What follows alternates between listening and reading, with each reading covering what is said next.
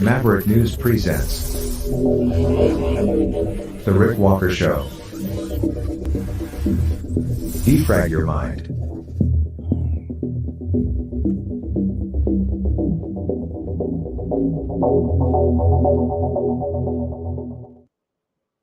Good evening, everyone. We have so much to talk about tonight. Justin Trudeau, the war in Ukraine, it's actually coming home to roost, or at least it appears to be, as fifth-generation warfare finds its way to the shores of North America.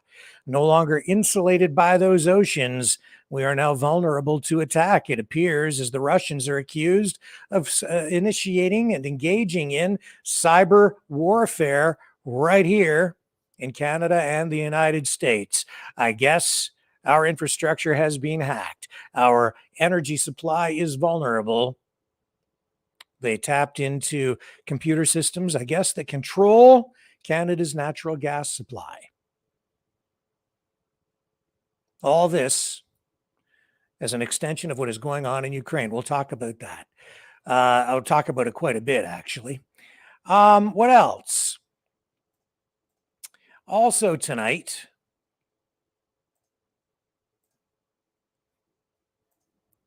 we have the Manhattan DA suing the GOP's Jim Jordan as their feud over Trump's indictment escalates. El Presidente Biden goes to, that's Spanish and French together, which is my forte. That's what happens when you live in Canada, study French in elementary school, then take Spanish in college, and you get like Spangler French, which is English. It's Spanglish with a French accent. Biden goes to Ireland. Yippee. Great vacation for him. Wish I could join him and partake in some of those Irish traditions. And the board and the CEO of the Trudeau Foundation, well, they've resigned. They say it's impossible to continue in the face of the politicization of that organization. So we've got all that. Plus, I'm going to talk tonight with some, I guess, analysis and perspective on the rise and stall of populism. It's an extension on the conversation we had last night, collectively, through the phone-in portion of the program about common law. But this is really more focused on populism, where we're at with it, and why the populism that we're seeing today, or the rise in populism, the increased popularity of populism, is really a reflection of what was seen in the late 1800s, early 1900s, I think, in many respects. That's when populism really took root in the United States and then found its way to Canada in various forms. And I think as we have this discussion, you will begin to understand, as I have, as I've been trying to research and educate myself, why the populist movement, the nationalist movement, why it struggles, where it is right now, why it seems to be popular and yet falling apart at the same time, and what it all means. Where is it all going? Well, to understand where you're going, you need to know where you come from. And that is where we're going to go tonight. We're going to take a look at that. And I hope it helps you understand what it is you're getting involved in as politicians from various political stripes seek your support and participation heading into the next round of elections. Not just the U.S. presidential election, but also the next Canadian federal election. They are intertwined in more ways than most of us realize. So do not go away. Do not pass go. Do not collect $200. Just sit tight and watch this short promo. Will I get the first clips queued up for tonight?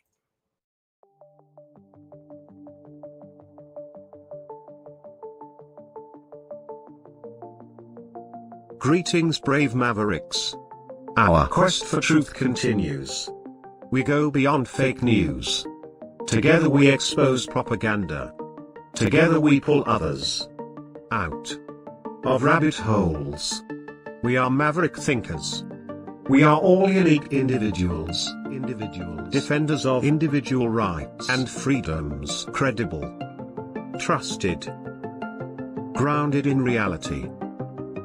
Maverick News, Maverick News. Defending free speech, free speech.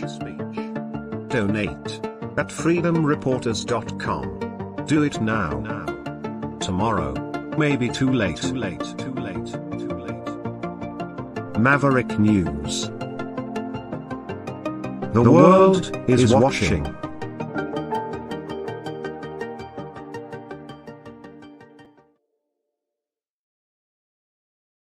And I'm back. Justin Trudeau met with Ukraine's Prime Minister today. So did Chrystia Freeland, Canada's Deputy Prime Minister and Finance Minister. But they didn't just meet. They also signed a new free trade agreement and some sort of an agreement involving, I think, basically youth exchange between the countries. So we have coverage of that. And we're going to start there tonight because everything that unfolded today is international in scope, where the Trudeau Freeland meeting with the Prime Minister of Ukraine is concerned. More aid, more military aid, more weapons, more money was pledged today for the war. Other promises were made as well. And there were revelations today about those leaked documents, the Pentagon documents that are out there, that everyone is not sure if they're authentic. Oh, I'm pretty sure they're authentic. And there were revelations today about cyber hacking and vulnerabilities in Canada's digital infrastructure. Apparently, these documents suggest the Russians hacked into Canada's digital infrastructure and may have been able to compromise the systems that control pipelines, natural gas pipelines. Anyway, let's start with this. First of all, the signing ceremony. Personally, this concerns me, but let's just watch. It's ceremonial, not very informative, but it does give you some perspective. Here we go. Signing of the bilateral Canada-Ukraine Youth Mobility Agreement and the joint declaration on the modernization of the Canada-Ukraine Free Trade Agreement. Please welcome the Prime Minister of Canada, the Right Honourable Justin Trudeau, and the Prime Minister of Ukraine, His Excellency Denis Shmyhal.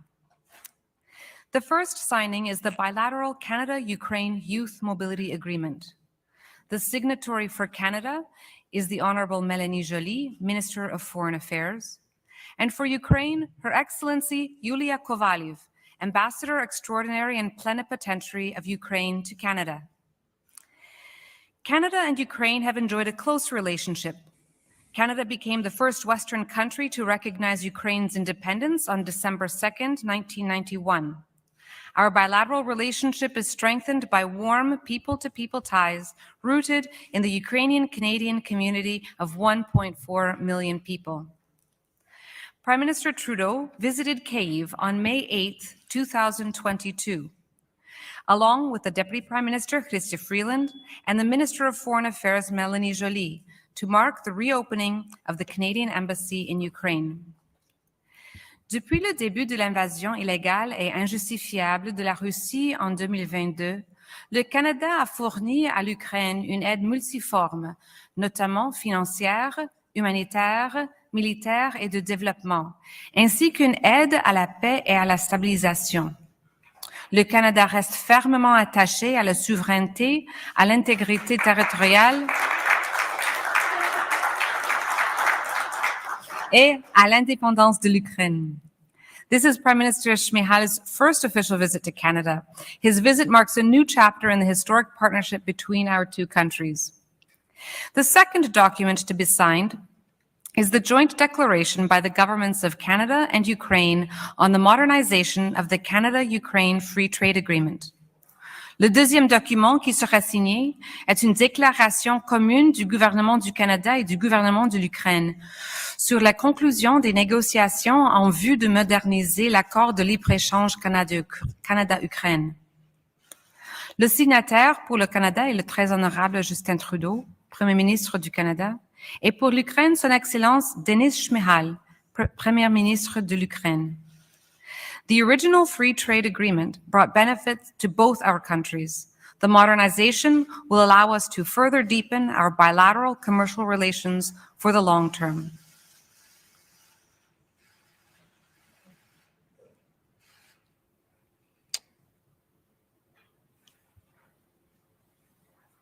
Thank you. This concludes the official signing ceremony. Oh.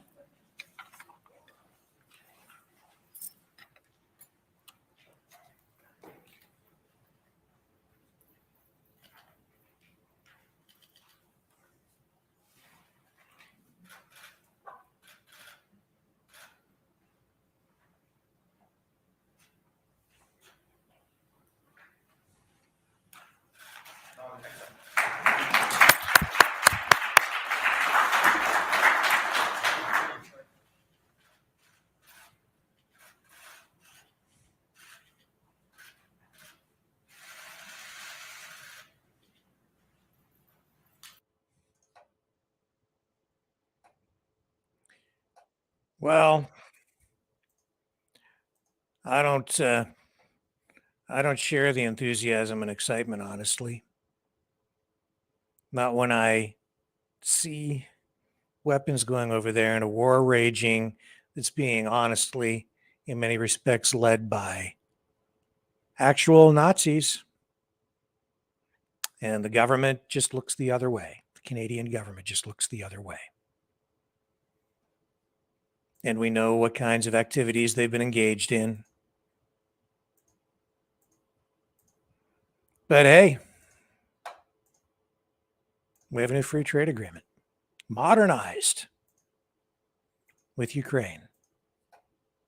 And it went on from there. So this was the news conference where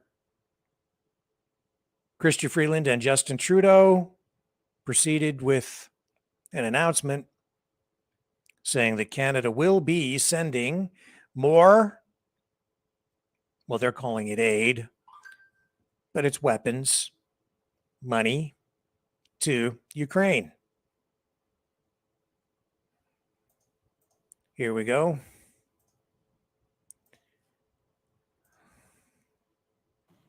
Nous avons fourni de l'aide militaire et de l'aide humanitaire. Et nous serons là jusqu'à ce que l'Ukraine remporte la victoire. And don't forget Chrystia Freeland's. Prime Minister Shmyhal and I speak often. And when we do, I often reflect on the fact that I talk to him in my office in Ottawa or in my home here in Toronto. But while I'm doing that from the comfort and safety of Canada, I know that Denis is in Ukraine, leading a nation at war. Denis was in Ukraine, in Kyiv, on that terrifying night in that now famous video when President Zelensky said, I am here. We are here. Я тут. Тут, тут, тут. Denis has become a friend, and he has also become an inspiration to me, just as I know all Canadians are inspired by the remarkably brave people of Ukraine. It was an honor for me and my family to host Denis at my home here in Toronto last night and to welcome him to Canada.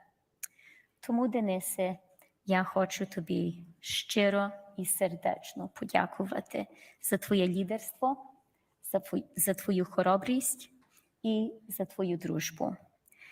Я глибоко тобі вдячна. Канада тобі вдячна і демократія тобі вдячна. And so, Denis, I want to thank you very sincerely for your leadership, for your courage, and for your friendship. I am so grateful to you. Canada is grateful to you, and democracy is grateful to you. Now, we have two prime ministers here, and very early in the war, when most in the West thought Kyiv was sure to fall, Prime Minister Trudeau said to me that he believed Ukraine would resist and that resistance would make Ukraine stronger. Our Prime Minister, in those very early days, compared the battle for Kyiv to the Blitz, and he predicted that the Ukrainian people would rally and unite in the face of the challenge, just as the British people did. And our Prime Minister was, of course, right. You did. Our government has been united in our support for Ukraine because we know that this fight, the fight for democracy, is Canada's fight too.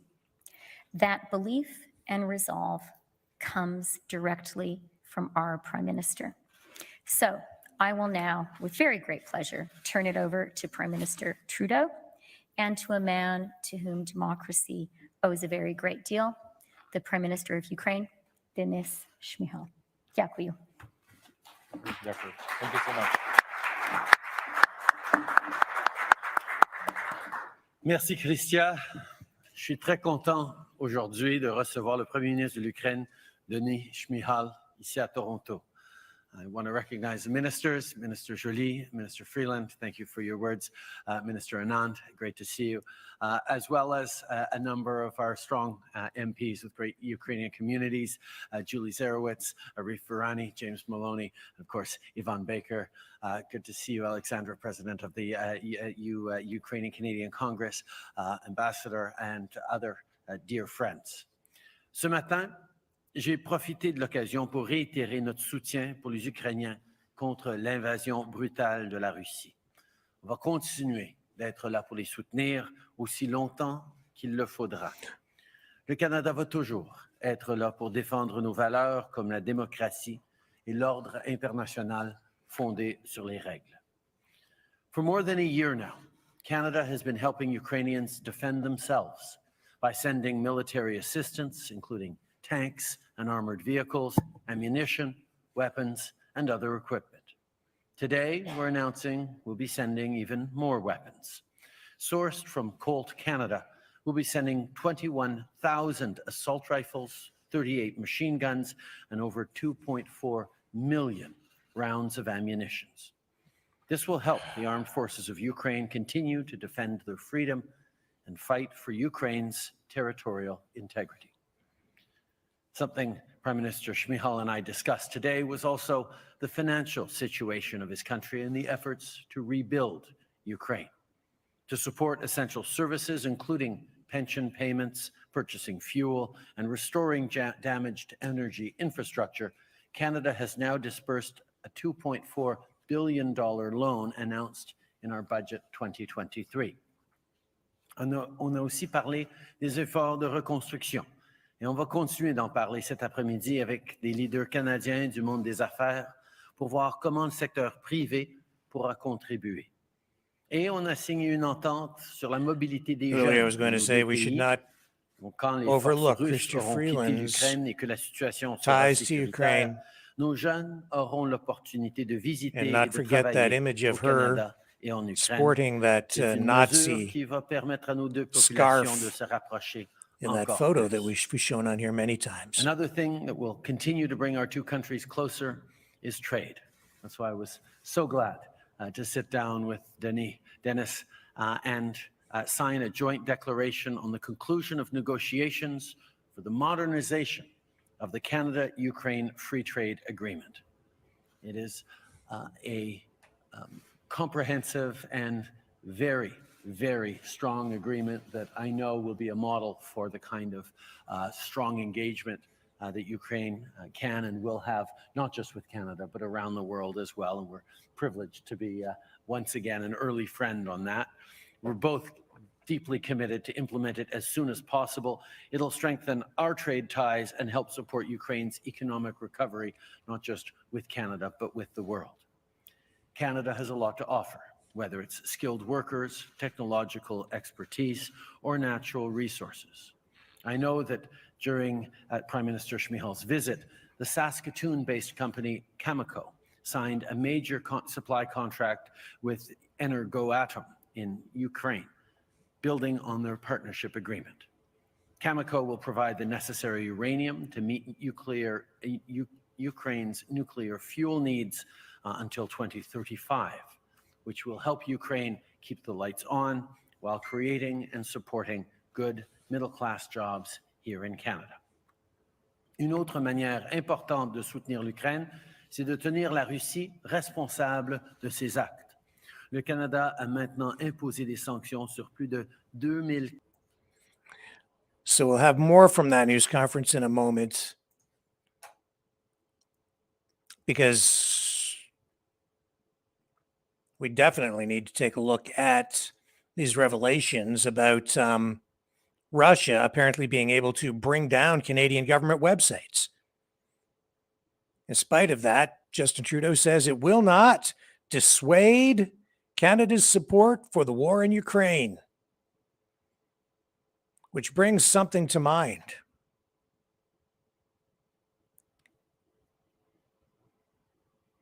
Justin Trudeau, a big advocate for gun control.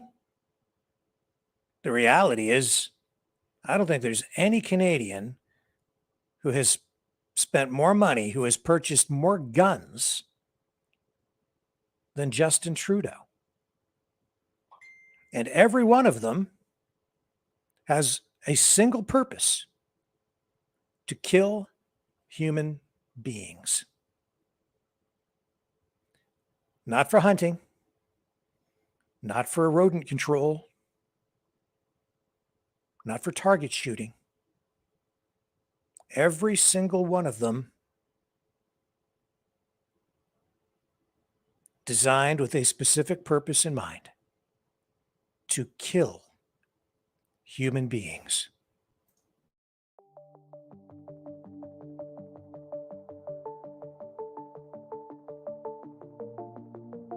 Greetings, brave Mavericks. Our quest for truth continues. We go beyond fake news. Together we expose propaganda.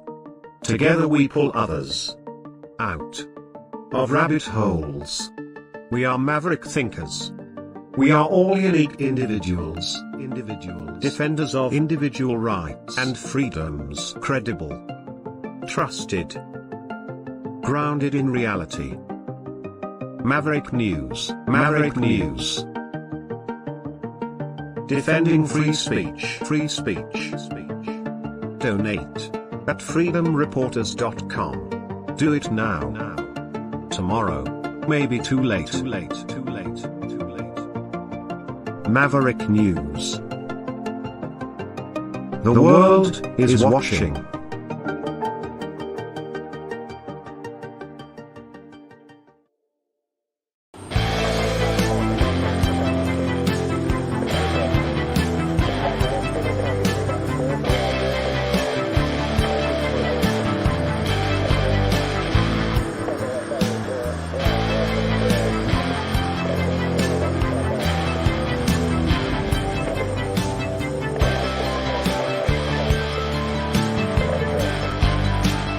Maverick News. Fighting for freedom. So we told you yesterday, we talked more about those leaked documents that the Pentagon, U.S. officials are saying, we're not even sure if they're accurate. They may have been altered. But there are new revelations from those that suggest Canada's digital infrastructure may have been hacked by Russians. Russian hackers' attempts to bring down Canadian government websites will, in the Prime Minister's words, will in no way dissuade Canada's unwavering support for Ukraine. He went on to say, as you know, it is not uncommon for Russian hackers to target countries as they are showing their steadfast support for Ukraine as they are welcoming Ukrainian delegations of leadership to visit. So the timing isn't surprising, and you know that the Prime Minister of Ukraine is visiting the Prime Minister of Canada today, right now. So in these documents, Trudeau has confirmed that in these documents, it's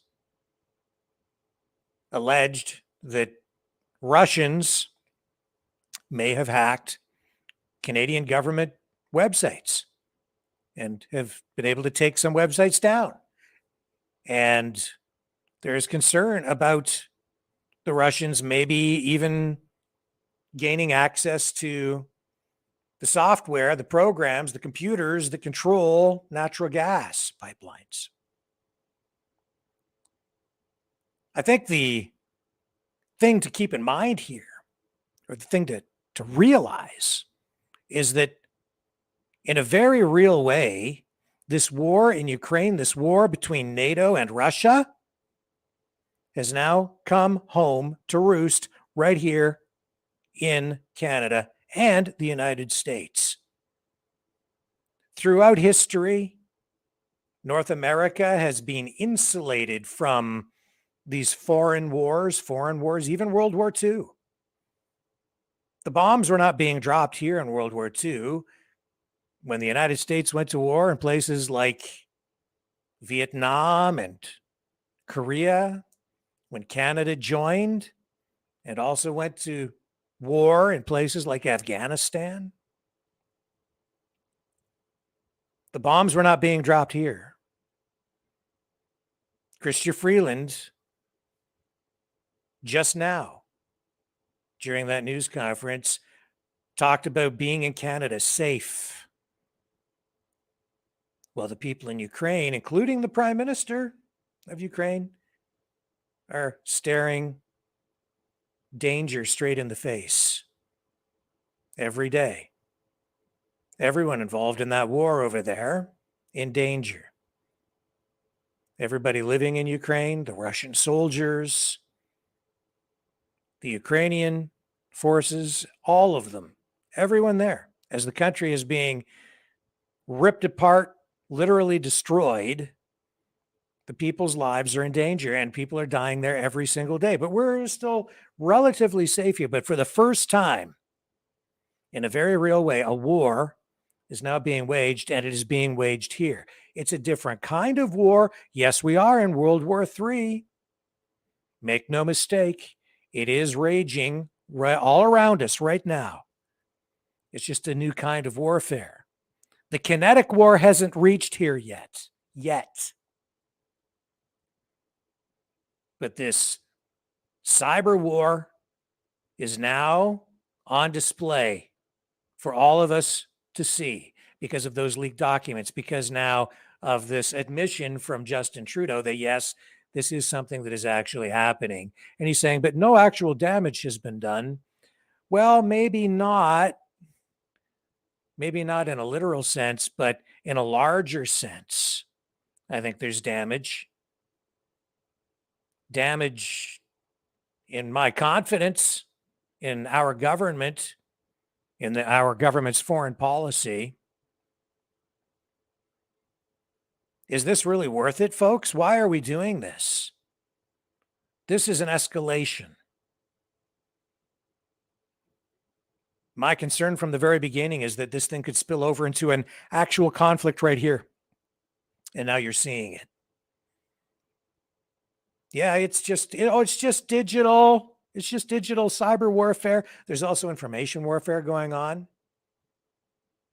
And it could, in a very real way, turn into something physical, kinetic, like an actual full-blown war with real guns and bombs right here. Most likely, if the war comes home to roost here in Canada and the US, within Canadian and US borders, I think it'll be nuclear.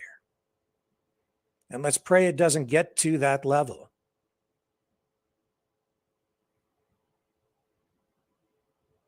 Trudeau's website, his own website, went down.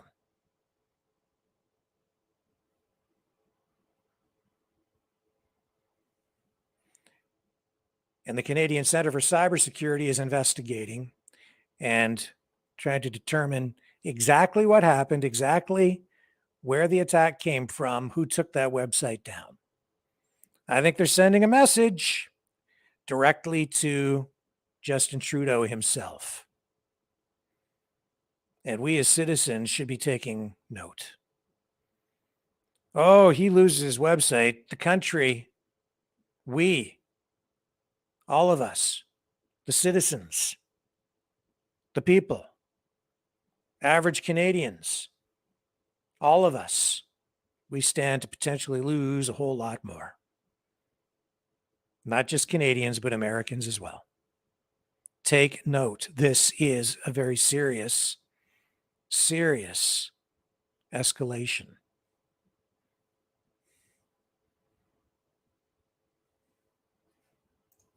I mean, at this point, I would be very surprised if the Russians weren't trying to hack things and the Chinese and the Iranians and other governments. Of course, they're engaging in cyber warfare. And I can guarantee you, Canadian security officials, Canadian military operations, US military operations, NATO military operations are also being aggressively executed online. But this stuff, this is already happening right here. If that war continues to rage on, and if it escalates even further, you might find that there are very real consequences in your daily life.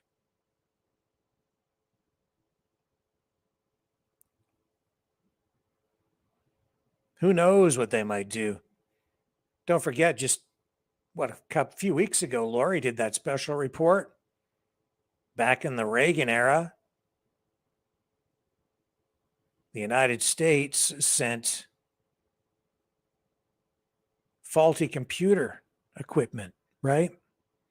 They allowed the Russians to steal digital information, but they implanted faulty codes and they were able to blow up a pipeline on the Russian side just by doing that.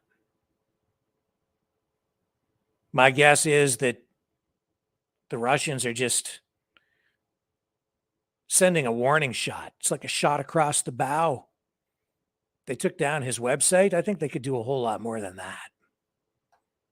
They have very talented hackers on their side, and we do too. But make no mistake, they could have done and maybe are prepared to do a whole lot more. We are, after all, at war. Let's go back to the news conference where the two prime ministers are addressing this cyber attack. Follow-up question. About the leaks of classified documents, do you think there will be an impact on operations in Ukraine? And could you confirm that there have been incidents affecting our gas pipelines? Answer. Well, we know that we will continue to work with our partners throughout the world to defend Ukraine, to ensure that Ukraine can stand strong against Russia, and that Russia does not manage to realign the global order in its favor. nor determine the future of the Ukrainian people. That's why we'll be there for them. With regard to the cyber attacks you're referring to, against Canadian gas infrastructure, I can confirm that no physical harm was caused to these pieces of Canadian infrastructure. Confirm in regard En ce qui a trait in energy infrastructure, I can confirm that there was no physical damage to any Canadian energy infrastructure following cyber attacks. Next question. My name is Yuri Klufas. I'm reporting for Contact Ukrainian TV network. It's great to see both countries on the same stage. After all, we have the same great neighbor. Ukraine is experiencing an invasion and a war. Most Canadians may not know it, but we're having a similar invasion in the North Pole, which we'll learn about very soon. Both of you have mentioned democracy, democratic values, and the greatest threat, it seems, war or no war, to the world of democracy is Soviet disinformation and or Russian disinformation and hacking. Soviet because everything continues on in the same way. The question to Prime Minister Shmyhal, what is Ukraine doing in terms of countering this Russian disinformation? And to Prime Minister Trudeau, maybe on a lighter note, your website has been down today.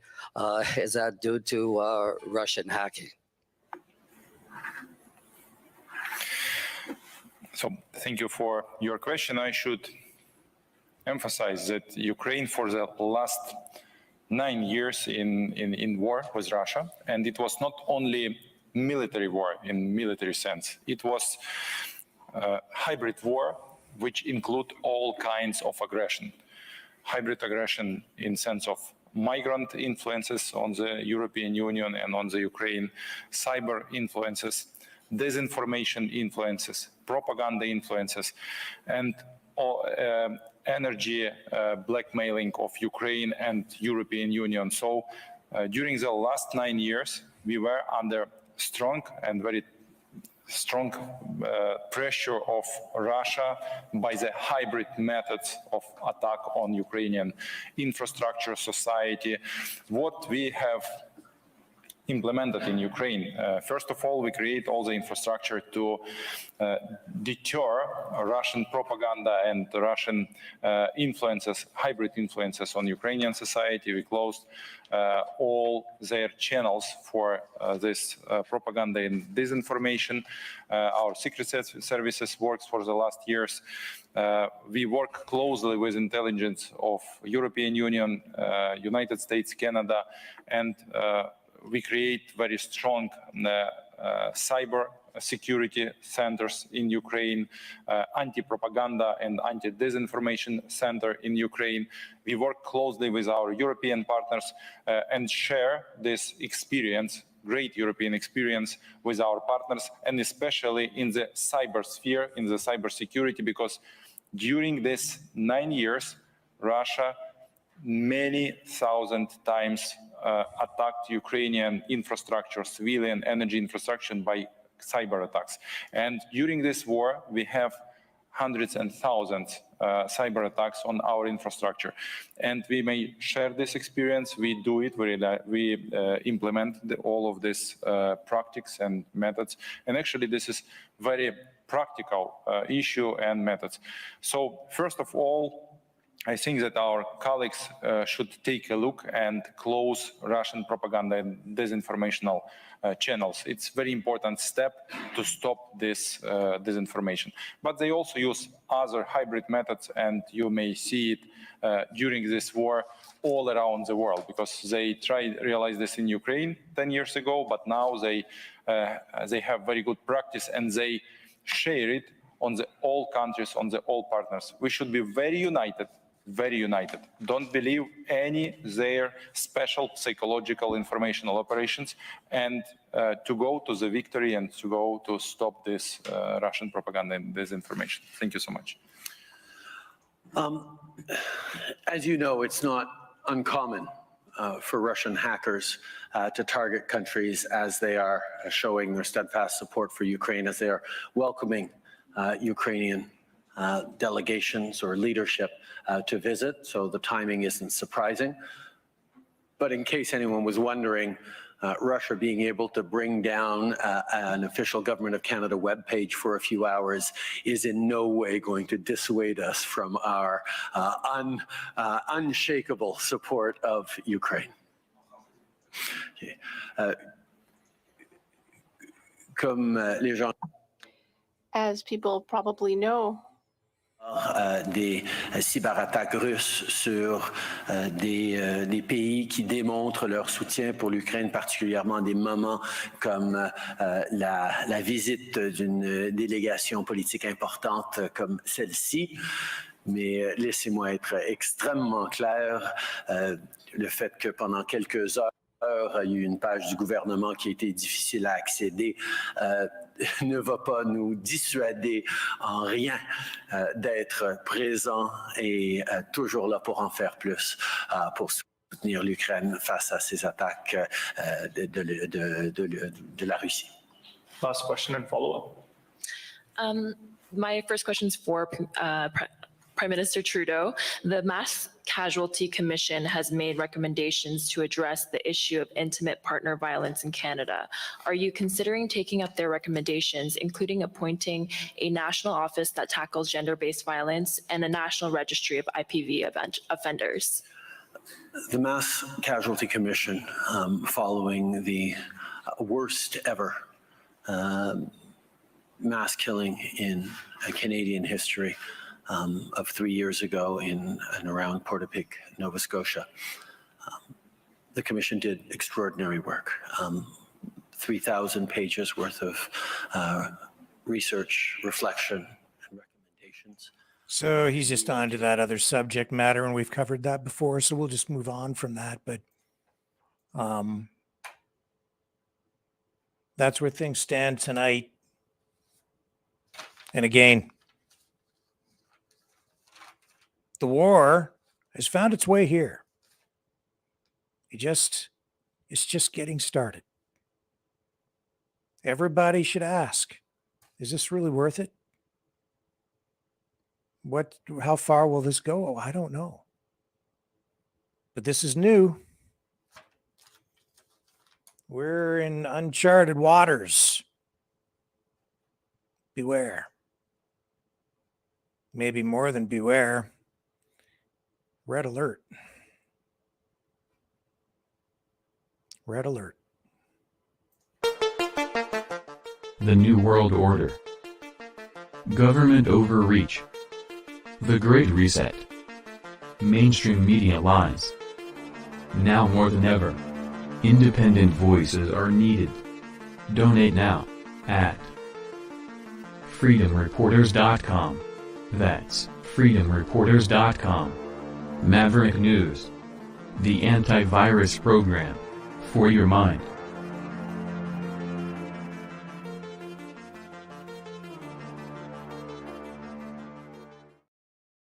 In other news,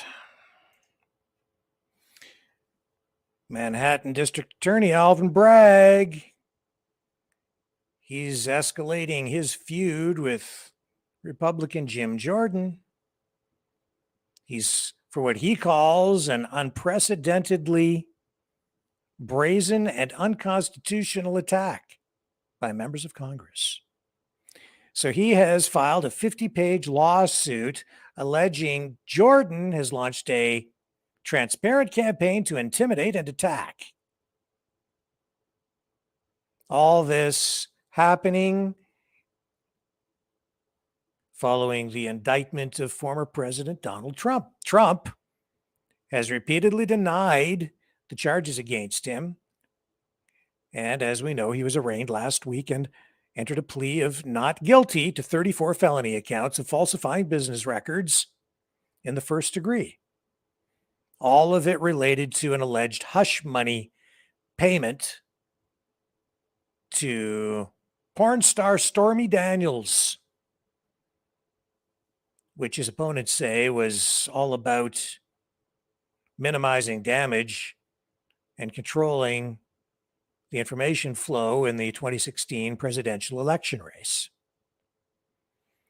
As many of you may know, Jim Jordan is one of Trump's biggest supporters and has led the charge against Bragg, along with other GOP chairs of the influential House committees. The chairman last month demanded documents related to Bragg's investigation of Trump and testimony from the district attorney himself.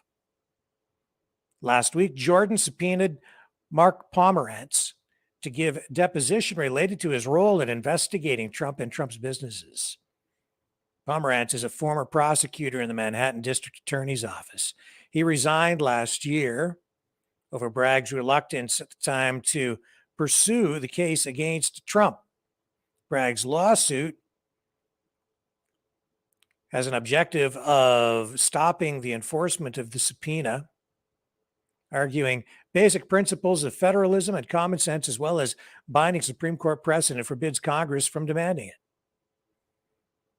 It goes on and he says, Congress has no power to supervise state criminal prosecutions, nor does Congress have the power to serve subpoenas for the personal aggrandizement of the investigators or to punish those investigated. The lawsuit goes on and says, yet that is precisely what Chairman Jordan is trying to do. The lawsuit accuses Jordan and House Republicans of participating in a campaign of intimidation, retaliation, and obstruction.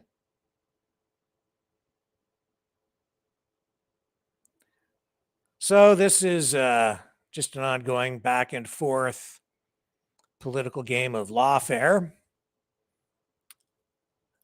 Again, I don't think it's good for the country, not healthy. This is politics at its worst. A lot of it political theater. Today, I had a couple of different people suggest to me that maybe Trump is done now. Maybe this is it. Maybe his presidential bid is stalled. And there is a poll out that I saw today too that says about half of all Americans think Trump should suspend his presidential bid. Well, does that really surprise anyone? It shouldn't. The country is divided. That poll, you could say, do you think Trump should run, regardless of the conditions? And half the people would say yes, and half the people would say no. It wouldn't matter if he was indicted or not indicted, or if he was just having a day at the beach. People would be divided. So the poll, in my view, is really meaningless, the one that came out. The poll, well, meaningless in the sense that it's not a reflection of anything other than today's political reality. That's just all there is to it. Why was the poll done? Why was it released? Because they want to create the impression that he doesn't have public support and that he should suspend his campaign. But if the election were to be held and if he was actually running, it would probably be a very close race. Half the people would vote for him and the other half of the people would vote for the other guy, Biden, if he makes it that far.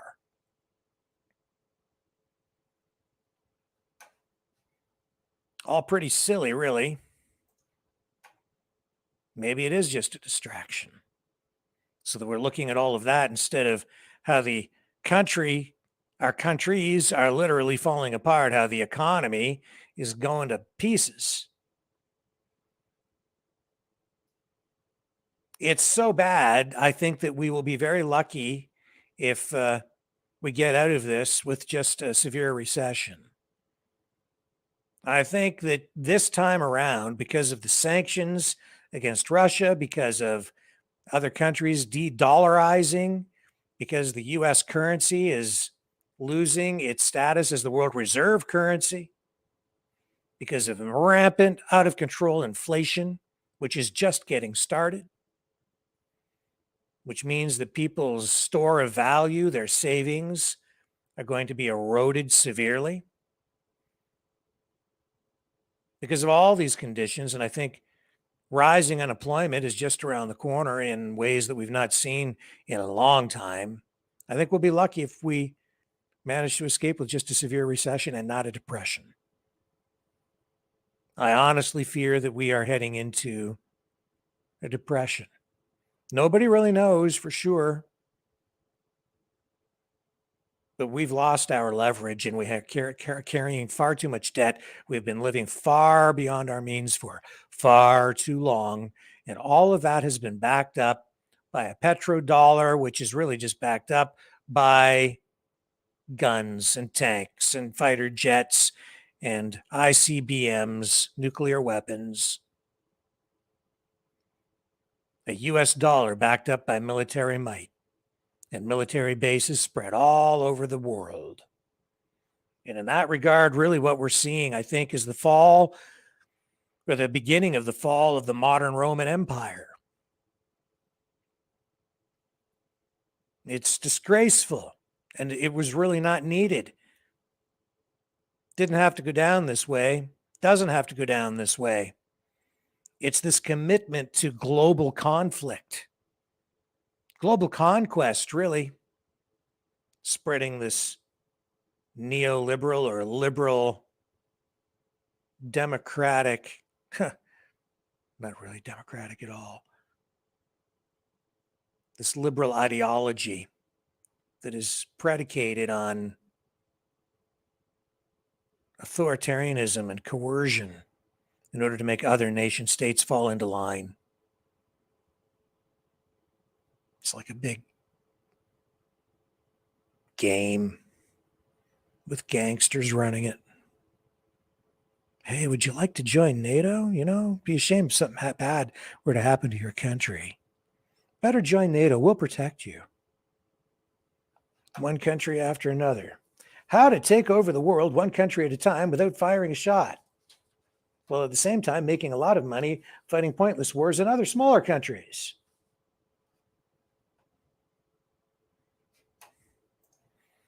Welcome to the New World Order. My goodness. But don't look over here, look over there.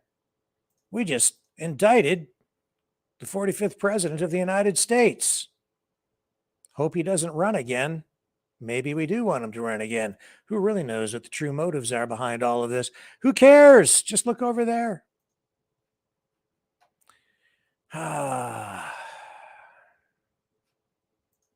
Unbelievable. What else do we have to share with you tonight? Well, Biden, he's taking off to Ireland, has taken off to Ireland and the UK to celebrate 25 years of peace and his family ties. Great vacation. Man, wouldn't it be nice to just have access to a jet? The fanciest jet probably in the whole country. Just hop on board and wing on over to wherever you want to go. Take your bestest first lady with you and head on over for a vacay in Ireland. So this is apparently a long-awaited trip to Ireland, his ancestral homeland.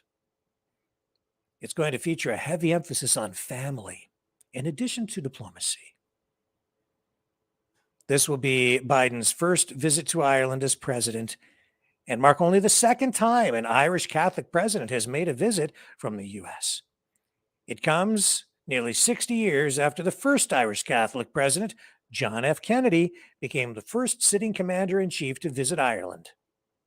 The president left Washington today for Belfast, Northern Ireland, the first stop of his 4-day two-country trip. Alongside him was his son Hunter and his sister Valerie. What a fine-looking family they are. Let's take a look at this, shall we? This from ABC. What a nice family photo.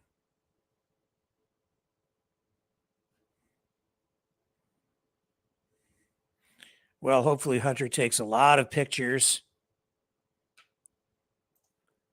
He can put them on his laptop. Not the one that was confiscated or that he left behind at the computer. He's probably got a new one by now. With a whole bunch of new information that he doesn't want us to see. And even if we got a hold of it, the mainstream media would probably just sit there and say, it's Russian disinformation. Don't look.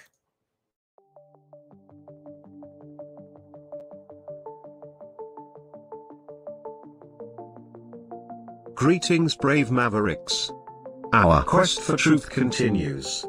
We go beyond fake news. Together we expose propaganda. Together we pull others out of rabbit holes. We are maverick thinkers. We are all unique individuals, defenders of individual rights and freedoms, credible, trusted, grounded in reality. Maverick News, Maverick News.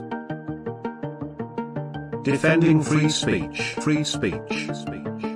Donate at freedomreporters.com. Do it now. Tomorrow may be too late.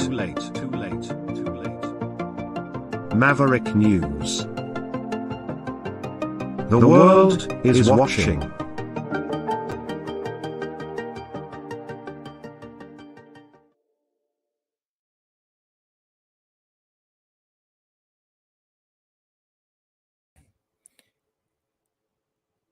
So speaking of wars coming home to our shores here in Canada and the US, wars, being waged in a variety of ways, right? And there's this ongoing investigation. Well, not so much an investigation. Well, I guess it is an investigation. The RCMP is apparently running some sort of an investigation. But there is this ongoing controversy surrounding Chinese influence in Canadian political affairs and elections. And there was a donation from a Chinese billionaire to the Trudeau Foundation. And as a result, that money was refunded after it became public. And the CEO and the board have resigned now, saying it's impossible to continue because of the politicization of the organization and the situation. The entire board has resigned. So in a statement from the foundation issued today, it reads, in recent weeks, the political climate surrounding a donation received by the foundation in 2016 has put a great deal of pressure on the foundation's management and volunteer board of directors, as well as on our staff and our community. The circumstances created by the politicization of the foundation have made it impossible to continue with the status quo, and the volunteer board of directors has resigned, as has the president and CEO. So mainstream media tonight reporting it in this fashion, saying 3 directors will remain on the board on an interim basis to allow the organization to uphold its obligations while replacements are sought. Over the past few months, the foundation has been referenced repeatedly amid reporting on foreign interference and alleged attempts by China to meddle in the 2021 and 2019 federal elections.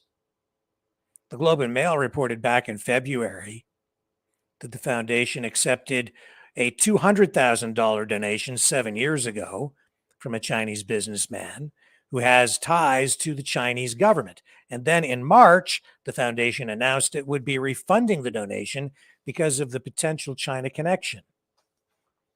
The CEO of the organization at that time was Morris Rosenberg, who is a former longtime public servant. Prime Minister Justin Trudeau later used him to author a report on attempts to interfere in the 2021 federal election. Rosenberg concluded that while attempts were made, the panel whose work he was assessing, in his words, did not detect foreign interference that threatened Canada's ability to have free and fair elections. And it is telling when you look at these various appointments by Trudeau, when you find these connections that seem to come back to him and or his family. When reports of the donation to the foundation under Rosenberg's leadership emerged, it sparked criticism from other elected officials who said that Rosenberg had, in the words of Bloc Québécois leader Yves-François Blanchet, a deficit of credibility. So this is an ongoing story. I'm sure we'll hear more about this. The Trudeau Foundation is really supposed to work, I think on charitable things. And that's why they have a volunteer board of directors. But definite links to Trudeau himself, to the Trudeau family. Chinese money flowing through there.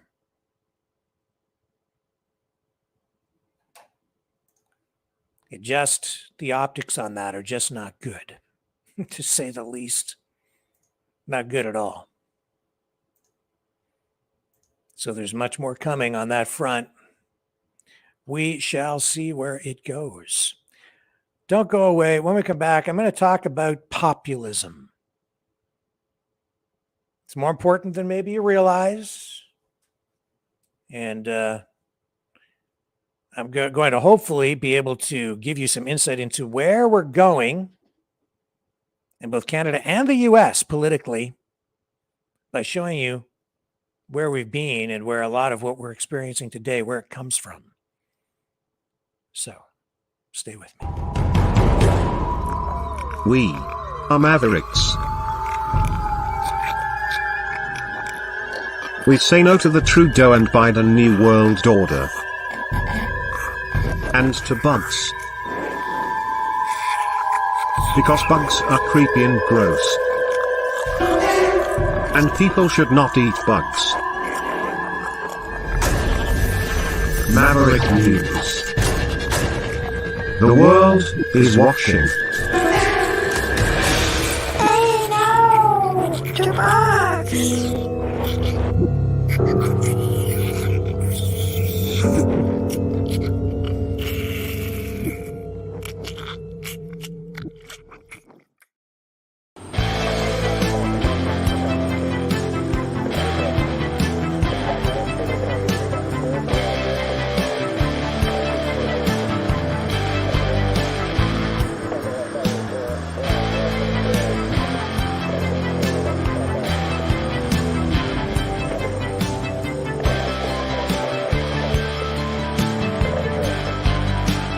Maverick News. Fighting for freedom.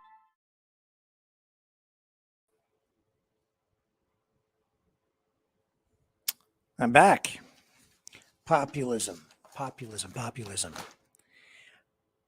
It's growing and stalling and shrinking and growing, and it is hard to define and understand what it is, where it is, who we are, who they are. It's perhaps one of the most difficult things politically to define and understand. But we need to talk about it. At least I think we need to. I want to talk about it, and I'm going to talk about it. Because it's about Trump. It's about the PPC, the People's Party of Canada. It's about Maxime Bernier, the leader of the PPC. It's about Robert F. Kennedy Jr. It's about Bernie Sanders. It's about everything that we see going on politically right now. In many ways, it's sort of at the heart of it all, and yet on the fringe at the same time. And why is that? It's because it's attracting people from across the political spectrum. What is it? Well,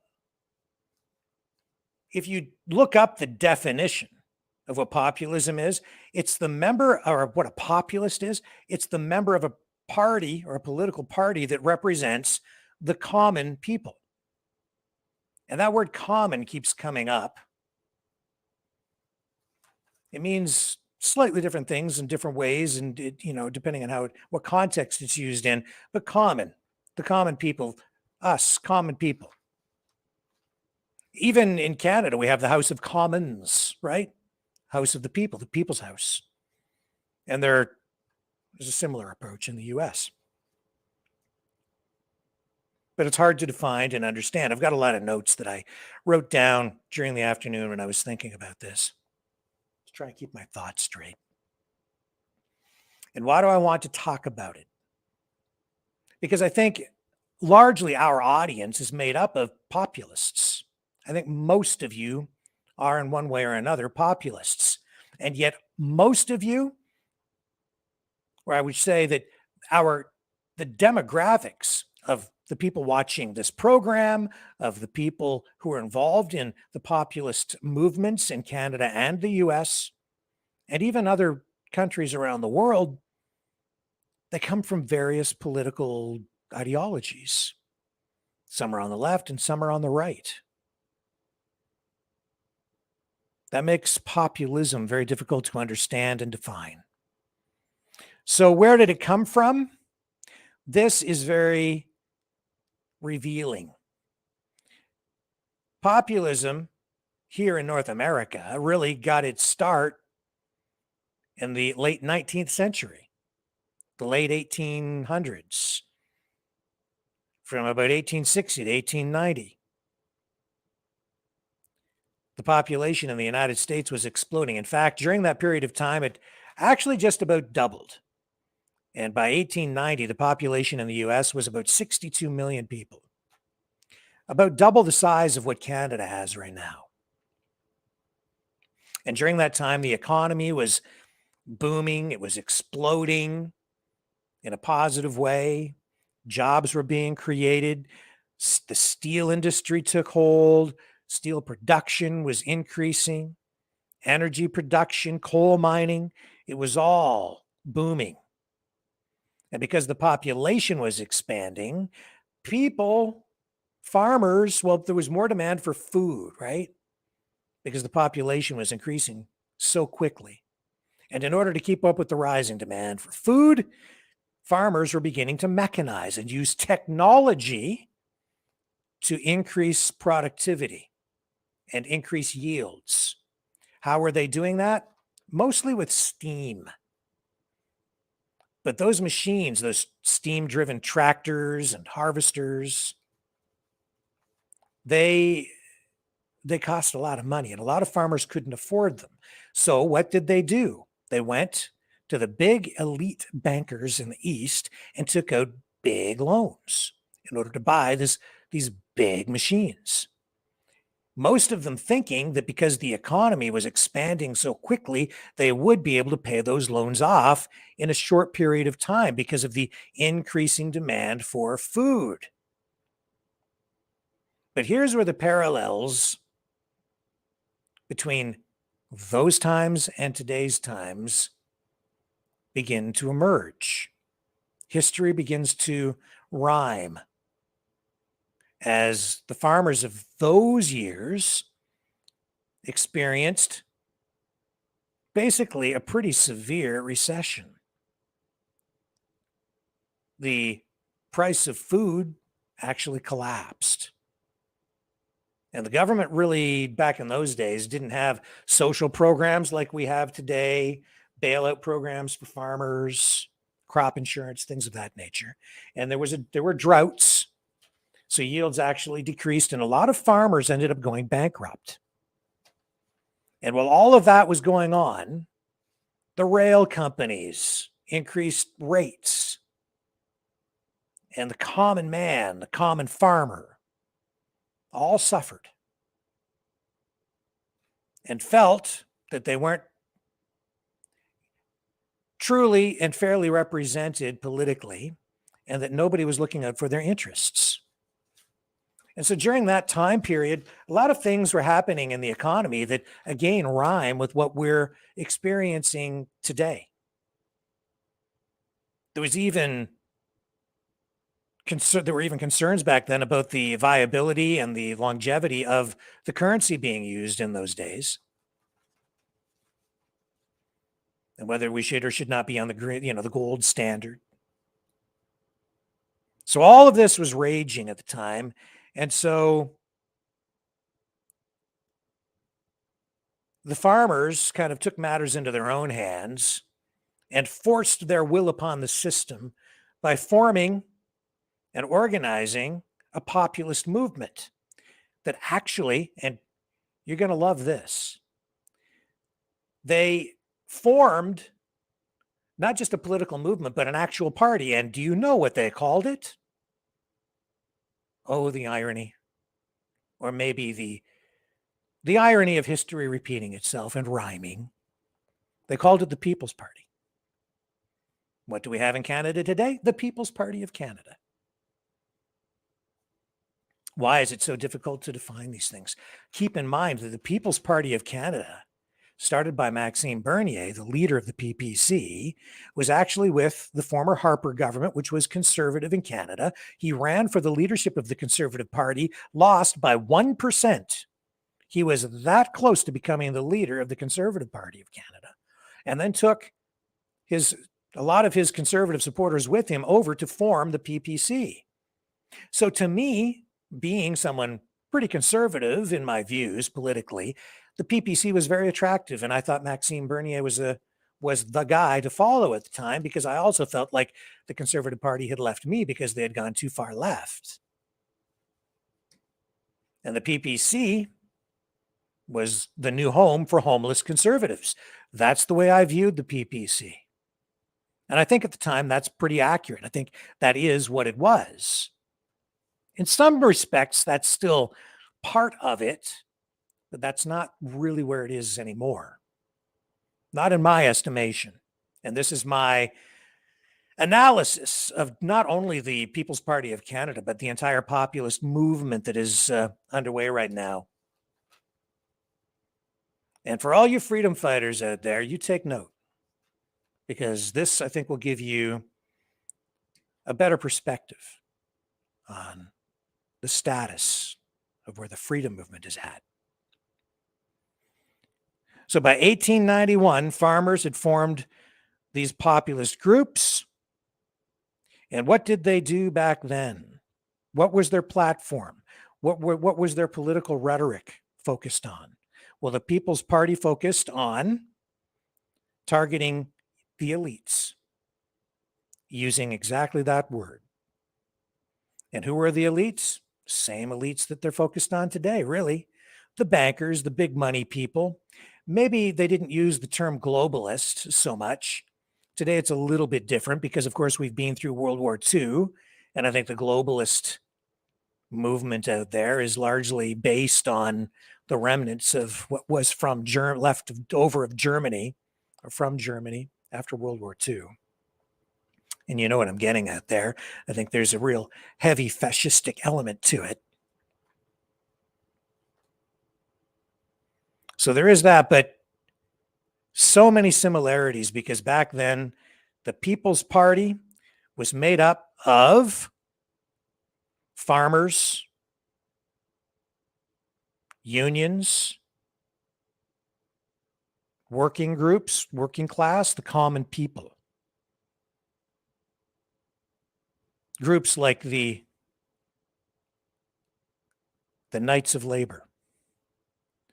So there was a definite socialist left-wing flavor to the populist movement of that time.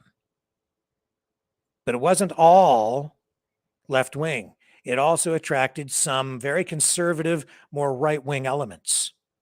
So just like today, back then, it really attracted people from across the political spectrum, and it blurred the lines, the political ideological lines.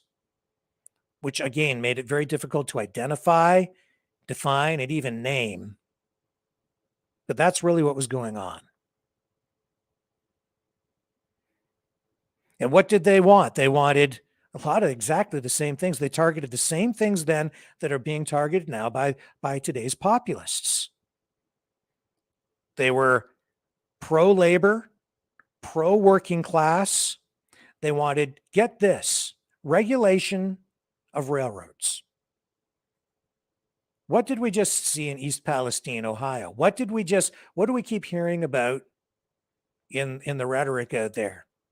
All these concerns where they're, from the populist side, the freedom side, if you will, ongoing talk about the railroads, safety issues, the big corporations, the big railroad corporations, cutting corners, putting people's safety in jeopardy. And they advocated for women's suffrage, women's rights, an 8-hour workday, and a progressive income tax. All of those things very sort of labor-oriented, socialist in nature. So in many respects, it was, the populist movement from the very beginning had its roots in socialism, a form of socialism. On the social side, it was more, I guess, akin to more conservative points of view.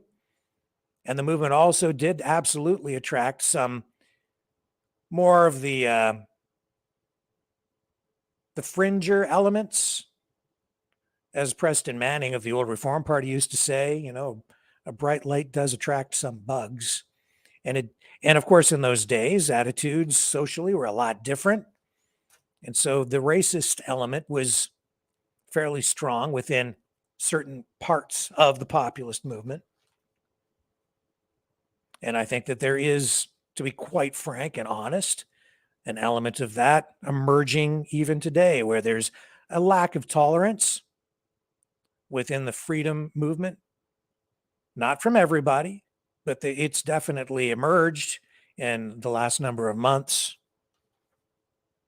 Because, again, like Preston Manning of the old Reform Party said, a bright light tends to attract a few bugs. So it's there. Not to say that the other side, on the woke liberal side, not to say they don't have their issues too. They certainly do. And nobody's more intolerant than a liberal.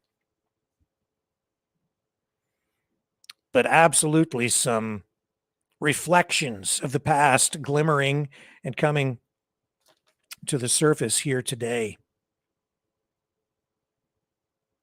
So in 1892, the populist movement in the United States had gained enough traction that they were actually able to nominate James B. Weaver, their leader, for president. And in 1892, he got 8% of the votes. And they captured 5 states. And in 1894, just 2 years later, they were able to send 8 members to Congress. So there was a rapid rise in the popularity of the populist movement and the People's Party in the U.S. But also reflective, very, just like today, back then, there was all this internal conflict. And I think it's indicative. It's just it's just typical, I think, of this kind of populist movement, that there is internal conflict. I think it's inevitable when you have a movement that is created with people from across a political spectrum. They share some common things, or sometimes even a common goal, but over time, their differences also begin to emerge. And as their focus on the things that they share in common begins to wane, the differences begin to bubble to the surface, and you get conflict.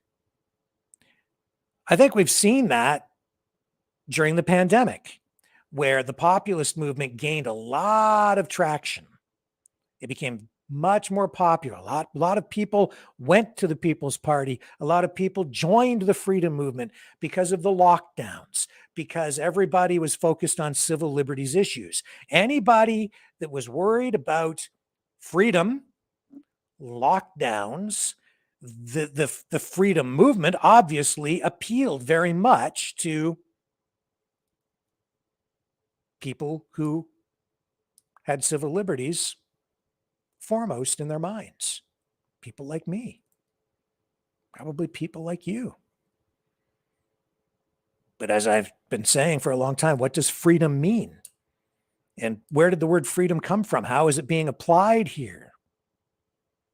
Well, back, in the earliest days of the populist movement, it was called a populist movement. They referred to it as the People's Party, not like the Freedom Party. But what has happened, especially in Canada and in the US too, but especially in Canada, they've branded it. They've rebranded it as the Freedom Movement. But it's really a populist movement, which is also nationalist in focus. It's a form of nationalism, sort of. But they've rebranded it the Freedom Movement in order to keep that, I think, momentum going. But what have we seen in Canada over the last, 4, 5, 6 months? A shift that some of the people are saying that the freedom movement is evolving. It needs to evolve, and they're trying to turn it into a unity movement. Well, that's another sidebar discussion for another night, perhaps, but worth noting this evening. Some people are trying to take things beyond the freedom movement, right? But it's still a populist movement. What those people promoting unity are really doing, in my estimation, is they are trying to promote a global populist movement with intersections, connections between different populist organizations, and I would say even common law organizations globally. And why does the word common law come up for me? Common. It's a populist movement representing the common man, the common person, the common people, common law. It ties together. But by 1896, there was so much internal conflict within the People's Party in the US, so much internal conflict within the whole movement, that it had basically blown itself apart. And the movement had aligned itself with the Democrats at that point. Why? It was largely because of the racism. If you really want to know the truth, it was largely because of that. And the people back then involved in the movement aligned themselves more with the Republicans or with the Democrats. And that didn't sit well with a lot of black people, because most of them at the time identified or supported the party of Lincoln, the Republicans. But it was the Democrats back then that embraced a lot of the racism. The Democrats, that was really the party that started the KKK. Today, they try to put themselves out there and portray themselves as the tolerant party. We're the party of,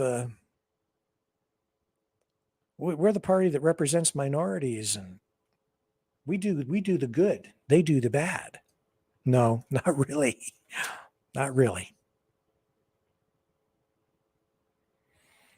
So they aligned themselves with the Democrats, and then they actually, the Democrats at the time, they ran William Jennings Bryan for president.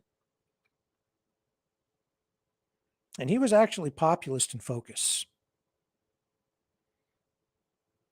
So fast forward, and then you get Senator Huey Long during the 1930s,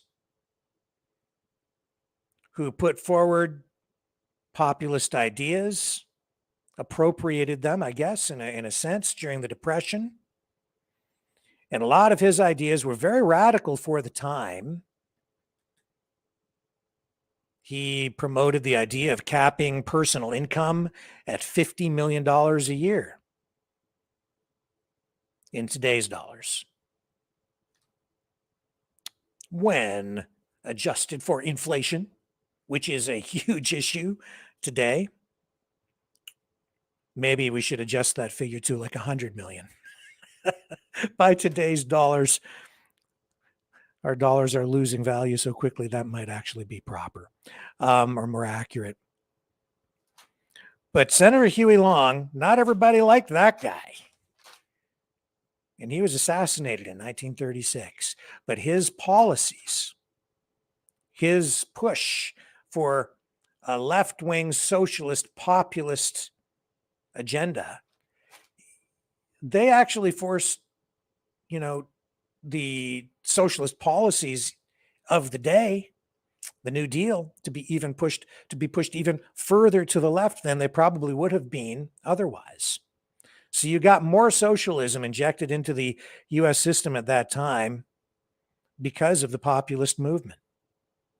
And as you move through time, you see that the ideological lines continue to be blurred, and you move up into now the 1950s. And who was really involved in the populist movement of those days?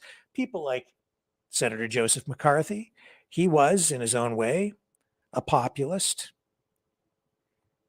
And he represented, I think, more of the conservative element of the populism or the populist movement in the United States.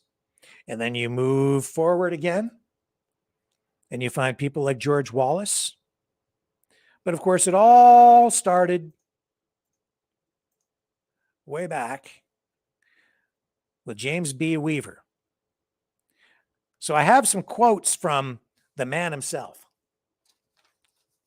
James B. Weaver. Of course, back in the 1800s, not too many video cameras around, but we do have these quotes in this video. And I'm going to share them with you now. And just listen to what the words are. I think you'll find some similarities between what he says here and what what the politicians of today, the populist politicians and activists, are pitching to us today as well. Public sentiment is not observed. The wealthy and powerful gain a ready hearing, but the plodding, suffering, unorganized, complaining multitude are spurned and derided. The American people have entered upon the mightiest civic struggle known to their history. The Golden Rule is rejected by the heads of all the great departments of trade, and the law of Cain, which repudiates the obligations that we are mutually under to one another, is fostered and made the rule of action throughout the world. Corporate feudality has taken the place of chattel slavery and vaunts its power in every state. Slavery. Destiny is no matter of chance. It is a matter of choice. It is not a thing to be waited for. It is a thing to be achieved. Never be afraid to stand with the minority when the minority is right. For the minority which is right will one day be the majority. There are two ideas of government. There are those who believe that if you will only legislate to make the well-to-do prosperous, their prosperity will leak through on those below. The democratic idea, however, has been that if you legislate to make the masses prosperous, their prosperity will find its way up through every class which rests upon them. Burn down your cities and leave our farms, and your cities will spring up again as if by magic. But destroy our farms, and the grass will grow in the streets of every city in the country. Two people in a conversation amount to four people talking. The four are what one person says, what he really wanted to say, what his listener heard, and what he thought he heard. All the ills from which America suffers can be traced back to the teaching of evolution. It would be better to destroy every other book ever written and save just the first 3 verses of Genesis.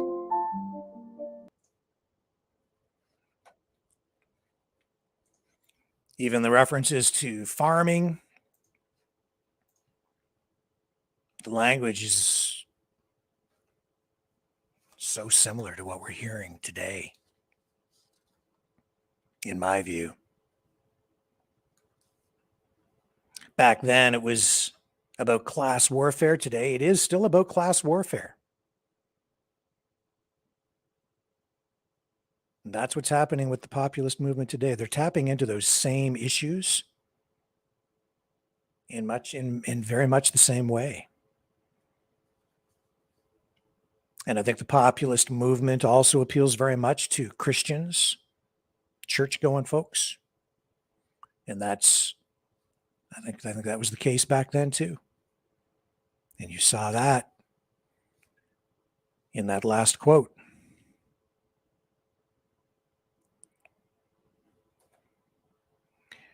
So history, I think, is rhyming. And when we come back, we'll take a look at where we're going now.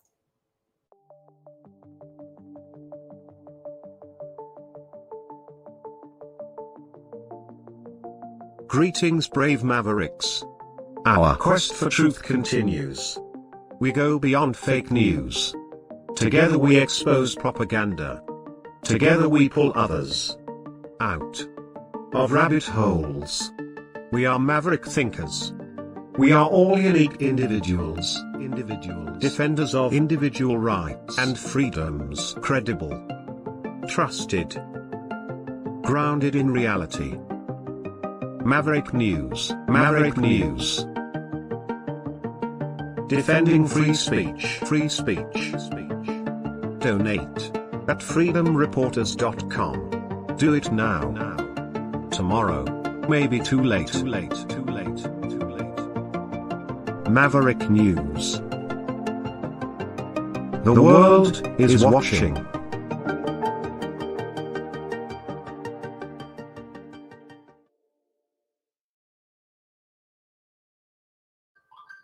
So I do want to take a look at some of the past, but this is a representation of where we're at right now today, too.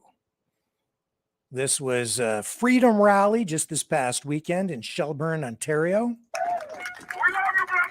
I don't know about you, the real reason I'm doing this, not for me, not even just for my beautiful wife, it's for the kid that I want to have, it's for the family I want to raise, and it's for the country that I grew up in, a country that I love, and a country that I don't want to see go down the wrong path. And that, of course, Chris Skye,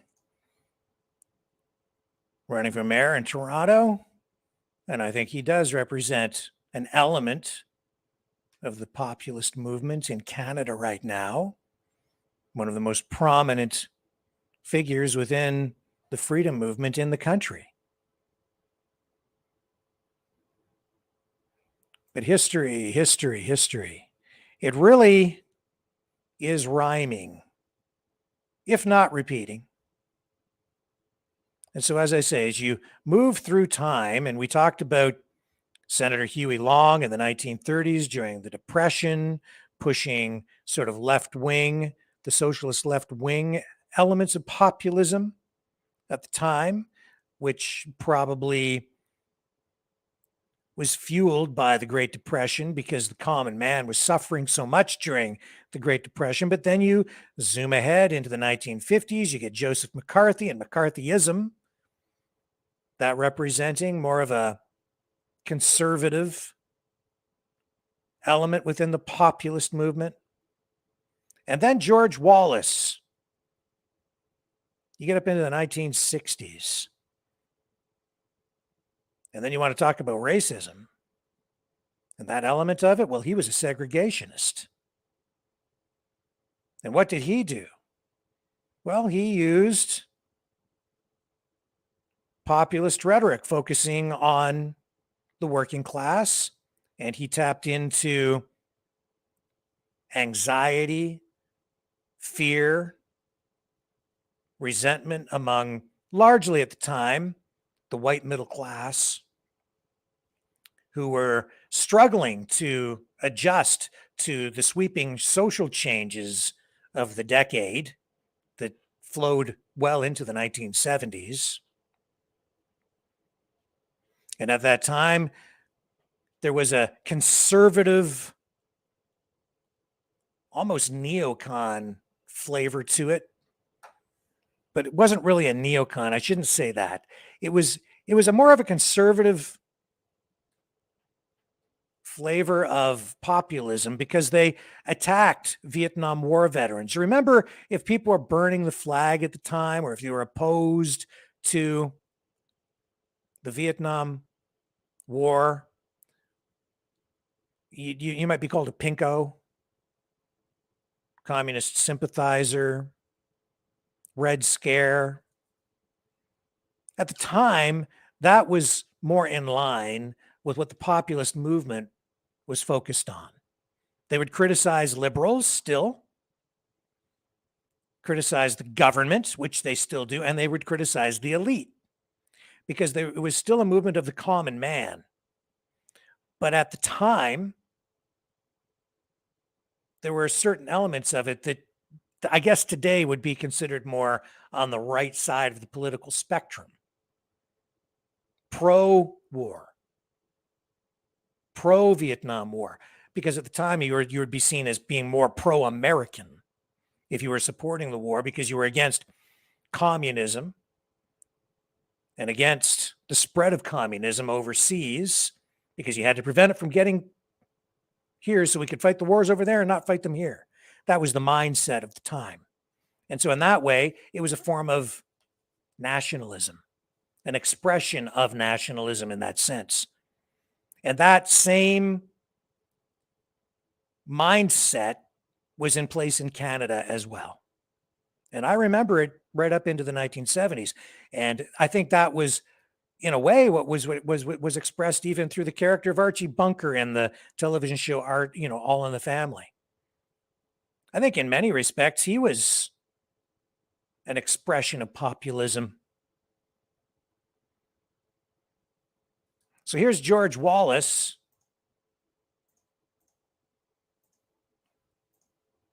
back in 1968. And I think just listening to some of this will help you understand my assessment of the social conditions and the state of populism at that time. Governor Wallace, I'd like to ask you a question in the economic area. One of the major phenomena that America has experienced in the last several decades has been the mechanization of labor in rural areas, such that hundreds of thousands of people in your state and in many other states have been thrown into a state of near starvation, many of them being forced to migrate to the cities, particularly in the north. You've spoken a great deal about the obligations of local government. I wonder what you have done in Alabama or what other southern governors have done to deal with the plight of this mass of people. I cannot tell you what other southern governors may have done, but of course your statement that many people are near starvation is entirely incorrect and erroneous. We probably have people in our state, the same as in the state that you are speaking from, that have a deficient diet at times. But as far as anybody starving to death, that's simply not the case. Our system in this part of the country that grew up even after the war between the states that you don't necessarily like, I would say, which had some paternalism in it, has seen that this doesn't happen. But the mechanization of farming, of agriculture, has drawn many people from the rural areas into the large cities of our country unprepared for urban life. We have built a great number of junior colleges and trade schools in our state, and as a consequence, we today have them jammed to capacity with Negro and white students. We are attempting to solve this problem through education.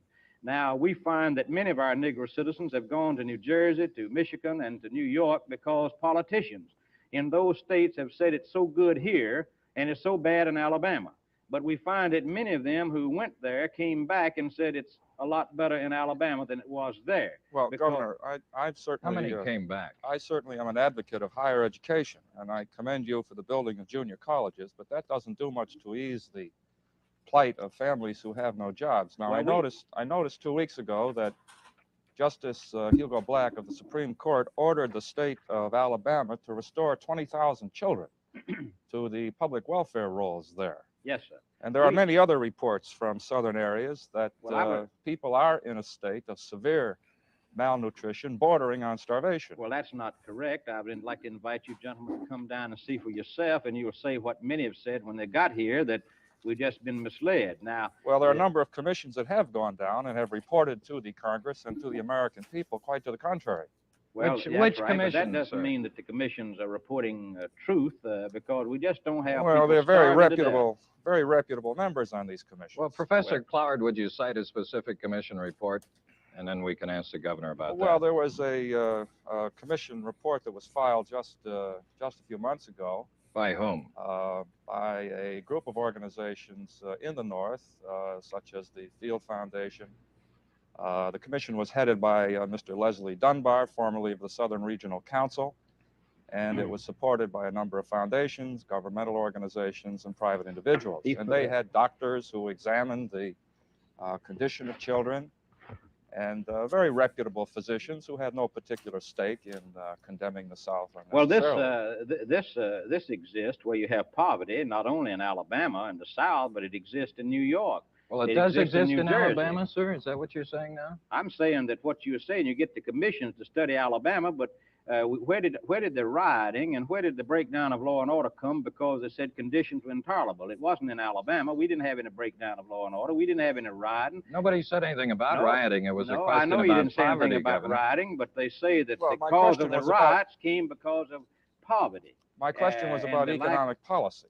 And, Well, our economic policy is that your public welfare system does not permit people on the rolls, especially children. We did no, so here's what we had: a rule that I think is a common sense rule, that if a working, able-bodied man lived in the home, that even though he was not the father or the husband of the wife, but lived with the woman, lived with her in the home where the children were, and was working and able-bodied, then you couldn't put those children on aid-dependent children because. Well, but Governor, that amounts to saying that a man who has no legal liability for a family is going to be forced by the welfare system Well, to I think care for that family. I think it's a pretty good rule when an able-bodied man lives with a woman and children as man and wife, even though they're not married, and lives in that household. That even though he's not employed. No, even though there's no sir, we employment didn't for say him. that. I said if he was employed. If he's unemployed, then of course they can get aid to dependent children. It was when an able-bodied man lived with a woman, the mother of the children, and had employment. They could not. Governor, in your state, when a man is employed, the family cannot get public welfare. The point is he must leave that family. If he is indeed the father or the husband, he must desert that family before they can then go on to public welfare rolls. That happens to be true in many, many other states too. Well, what you're saying, of course, is that you think that we ought to spend more on welfare, and I think we ought to get away from welfare and not pay able-bodied people. Well, I'd be interested in your answer of how we could do that, Governor. What economic policies have you promulgated to care for people who have been displaced by machines in rural areas? Well, I said that we have the junior Besides college junior colleges, which and will... trade school program, and another thing Well, we've how done. do people eat in the meanwhile? Well, how do they eat in Alabama? How do they eat while they're waiting to grow up to go to those junior colleges? Well, they're eating in Alabama, and it's just not as bad as you've heard it happens to be. And Well, now, let me answer. We got last year in our state, we had more new industry than I think any state save one in the South. $655 million of new and expanded industry. We haven't had the non-white unemployment problem in Alabama that you have in the FEPC states. In fact, the Department of Labor reported statistics that show there's less non-white unemployment. At least this was Governor, a year I'm ago. sorry. Forgive me. Our time is up and we must leave now. So a different kind of, or a different flavor of populism at that time.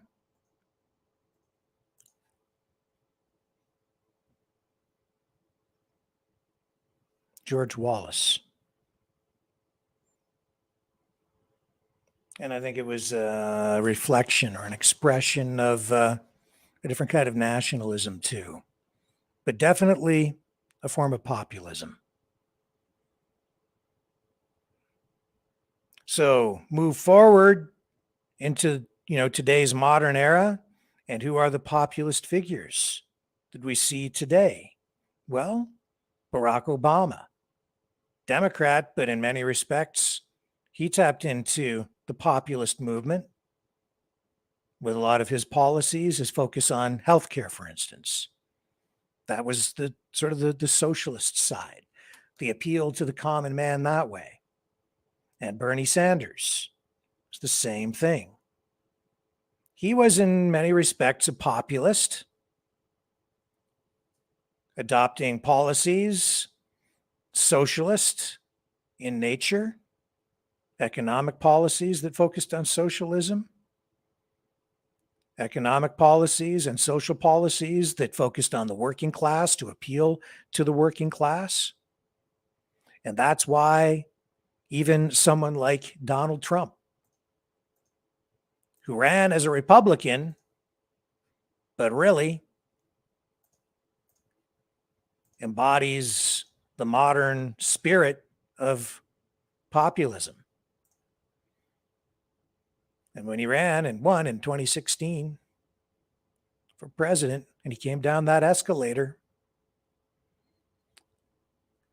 it wasn't so much that he was a regular kind of Republican. He certainly wasn't a rhino. He was transforming the Republican Party. He was taking populism and inserting it right into the heart of the Republican Party. It was the MAGA movement. You're looking at the beginning of the MAGA movement right here. He came down that escalator and announced that he was running for president. And absolutely a populist. And the MAGA movement has really taken over the Republican Party. That's why he is really the leader of the Republican Party. He remains the guy to beat. As people like DeSantis and others look at challenging him for the nomination, for the Republican nomination to run as president again in 2024.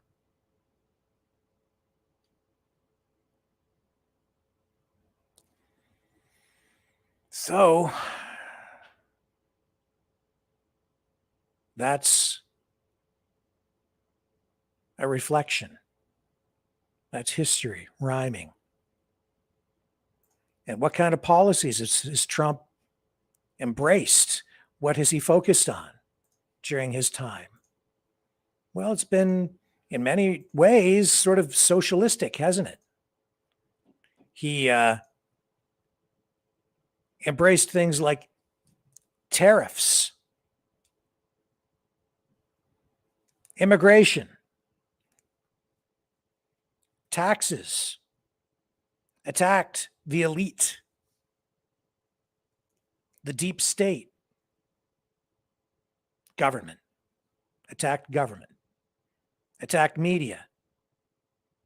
These are all things that leaders within the populist movement in the past, even in the earliest days of the populist movement, that's largely what they focused on as well. That's why we've seen a shift in the political landscape, and why these labels that we attach to these political parties no longer really apply in many respects. When I think back to the 1980s and what the conservative movement was like at that time, back then, if you were a conservative, you were viewed as being part of the establishment, supporting the elite, supporting big corporations, Wall Street, or in Canada, Bay Street. Prime Minister Brian Mulroney, architect of the free trade agreement, President Reagan, very kind of conservative at the time, but not so much socialist in focus. But Trump, absolutely. More of a protectionist. When he announced he was running for president, after he came down the escalator, what did he talk about? He immediately went to protectionism, tariffs. It appealed even to me at the time. When I was younger, I was against tariffs. I was very much pro-free trade. But my views on that on the economic side over time changed. It's evolved, and it became palatable to me, as it did to a lot of other people back in 2016. Why? Well, because it became pretty clear that the free trade agreements that had been installed prior really did benefit the big companies and not the common man. That they were designed to make corporations more profitable while limiting the ability of workers to earn a living. Why? Because goods could flow more freely back and forth across the border, in some cases completely duty-free, but not labor. So if a company outsourced jobs or just moved jobs to another country, you as a worker didn't have the right to leave your country and go work in the other country. You couldn't just move to Mexico and get a job down there in an auto factory, or you couldn't just up and leave Tennessee or Detroit and move to Mexico or Brazil to get a job in an auto plant. And that's exactly what Trump referred to in this speech when he announced he was going to run for president. Listen to him. China's leaders and our leaders, they are ripping us. We are rebuilding China. We're rebuilding many countries. China, you go there now, roads, bridges, schools, you never saw anything like it. They have bridges that make the George Washington Bridge look like small potatoes, and they're all over the place. We have all the cards, but we don't know how to use them. We don't even know that we have the cards because our leaders don't understand the game. We could turn off that spigot by charging them tax until they behave properly. Now they're going militarily. They're building a military island in the middle of the South China Sea, a military island. Now, our country could never do that because we'd have to get environmental clearance. And the environmentalists wouldn't let our country. We would never build an ocean. They built it in about 1 year, this massive military port. They're building up their military to a point that is very scary. You have a problem with ISIS, you have a bigger problem with China. And in my opinion, the new China, believe it or not, in terms of trade, is Mexico. So this man tells me about the manufacturing. I say, that's a terrible story. I hate to hear it. But I have another one, Ford.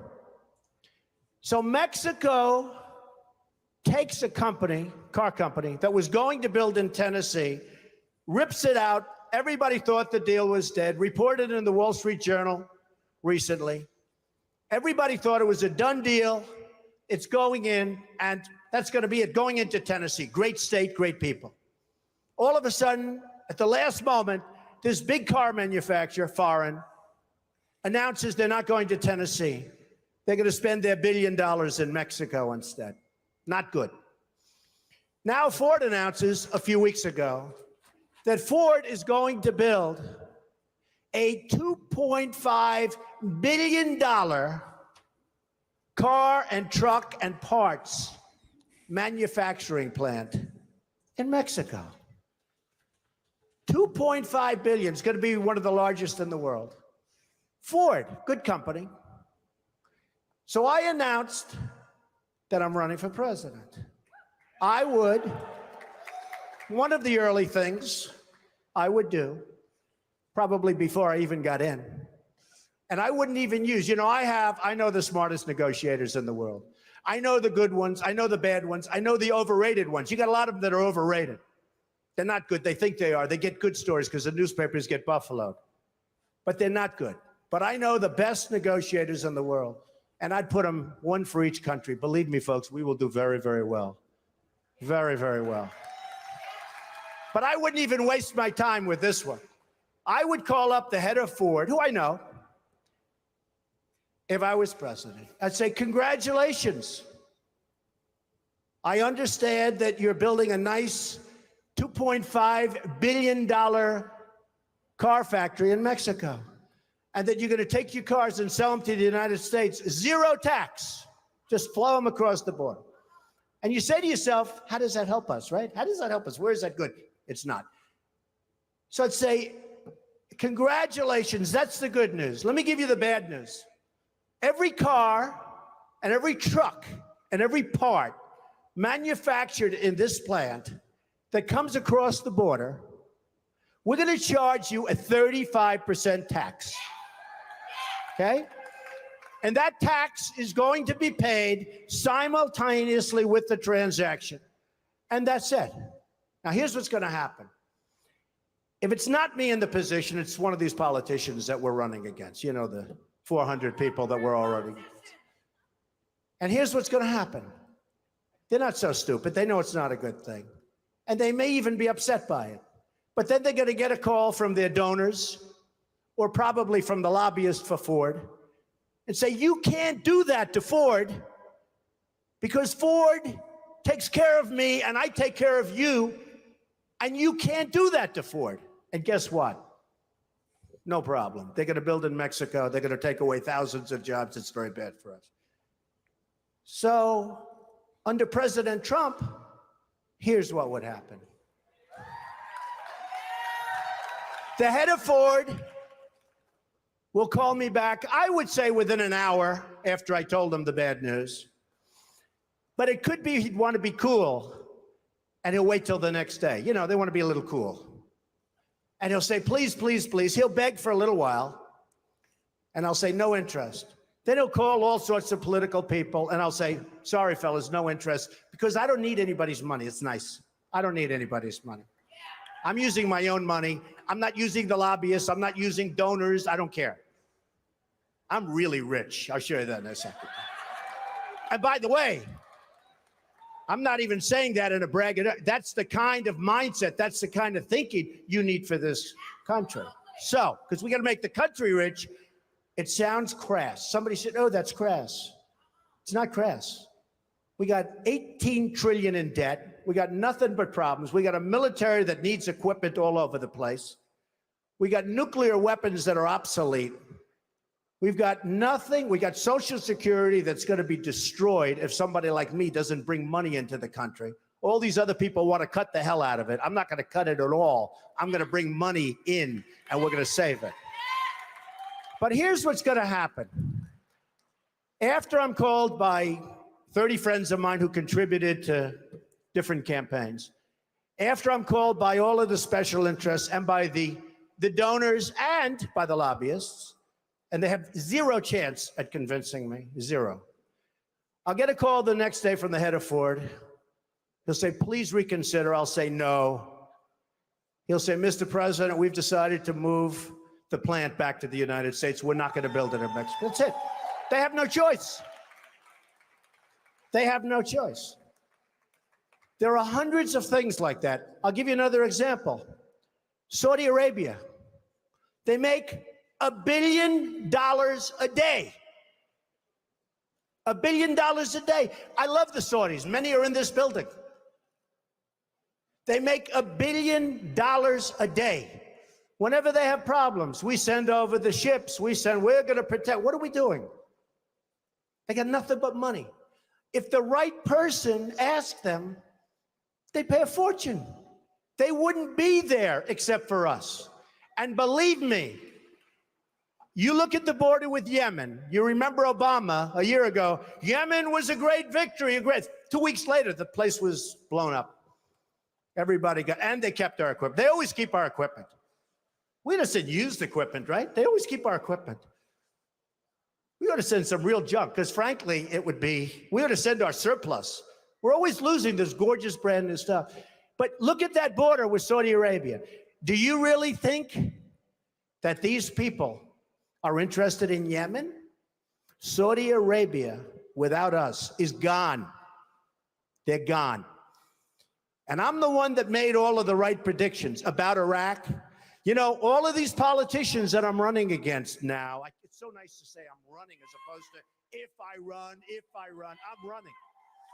But all of these politicians that I'm running against now, they're trying to disassociate. I mean, you looked at Bush, it took him 5 So at the days time, all of that rhetoric to from answer the Trump question on Iraq. appealed He very couldn't much explain. He to the didn't know. common He said, person. is he intelligent? Then I looked at Rubio.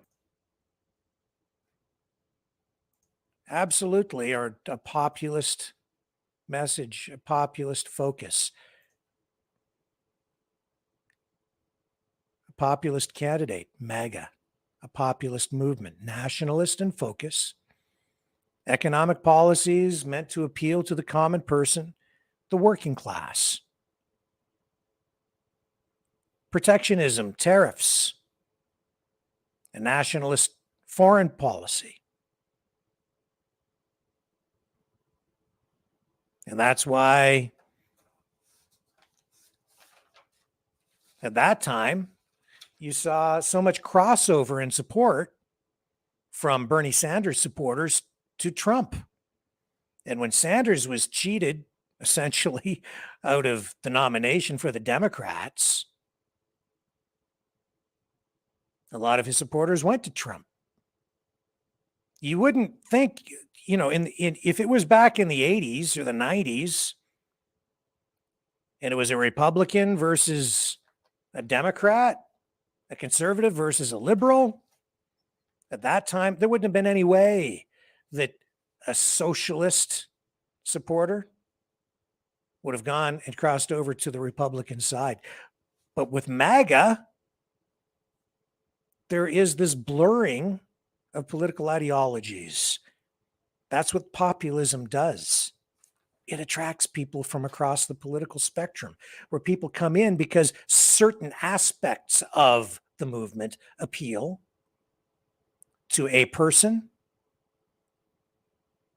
on such a strong level, usually emotionally, that they'll attach themselves to the movement, to the party. In this case, I think more to the movement, and not really think too much about the other aspects of the political platform that the party or the movement has adopted. But again, that's why over time, those other factors come into play, and it's hard to keep it together. So yeah, we've seen populism appropriated over time by different politicians, from Barack Obama to Bernie Sanders to Donald Trump to Maxime Bernier of the People's Party of Canada. And if you go back and look at what has happened in Canada over time, a lot of these socialist movements, historically, people like Tommy Douglas and the CCF, the Cooperative Commonwealth Federation, which has its roots in Western Canada. Populist movements that sprang up because of the struggles of the common man. That's where the socialism comes in. And then there's the nationalism on the other side, and even conservatism.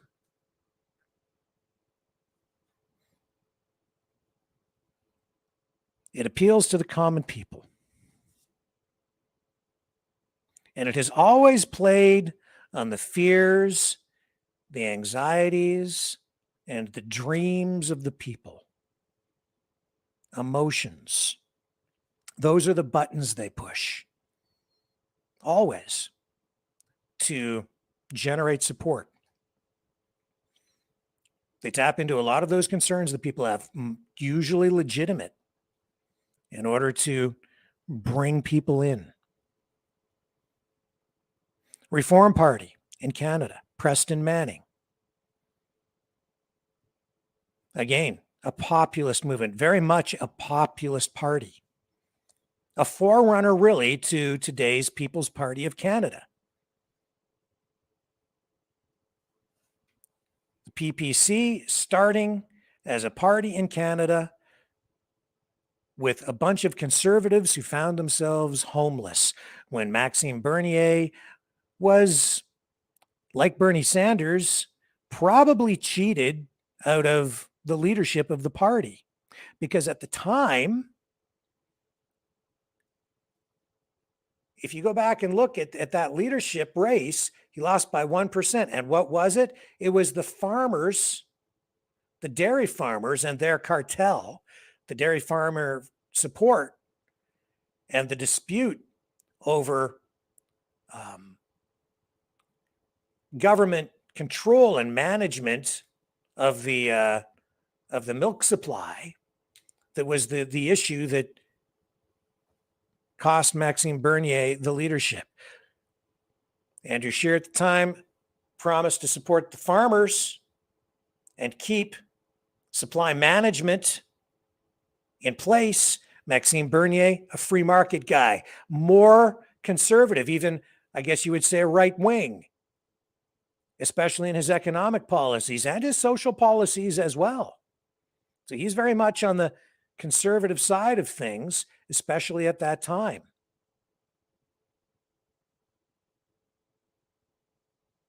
And because Scheer supported the farmers and a socialist approach to supply management of the milk, they supported him in the end, and they just pushed him just over to get the leadership, and Maxime Bernier left, fracturing the conservative movement in Canada, splintering it off, and creating today's modern People's Party of Canada, coming almost full circle.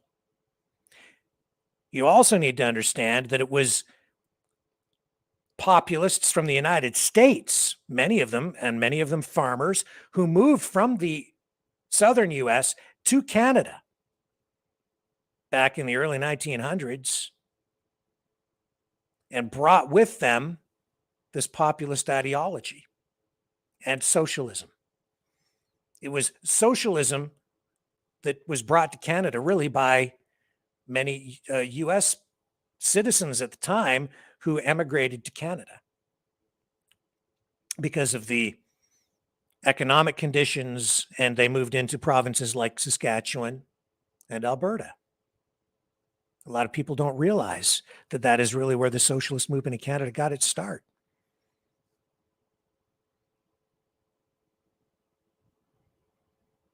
And so today, we see the freedom movement and Maxime Bernier and the PPC. The PPC now has really attached itself in every respect to the freedom movement. They are symbiotic. And within that, there are different factions, different political ideologies present, to be sure. But all of them, all of the people involved, I think pretty much gravitated toward the populist movement and the PPC and the freedom movement and the different aspects of it because of civil liberties issues initially, especially during the pandemic. Now, when the PPC was formed, again, it was because they were homeless conservatives. But many of the planks in the party platform were populist in nature. From the beginning, it was a populist party, appealing to the common man. From the very beginning. And that carried forward into the pandemic. Civil liberties issues were at the fore in people's minds, and they gravitated more and more to the PPC, and there was a surge in support for not just the freedom movement, but the PPC as well. You saw it manifest itself at the freedom protest, the convoy in Ottawa just over a year ago.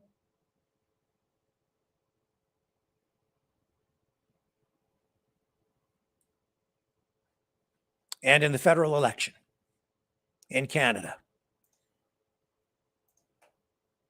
where we saw Maxime Bernier gain a lot of ground and the PPC. Today, they sit at just under 4% in national support. And remember, How much support did the People's Party in the U.S. walk away with back in the 1800s? 8%. 8%. They captured 5 states. And within just a few years, they were able to send 8 members to Congress. James B. Weaver in 1892, 8% of the popular vote.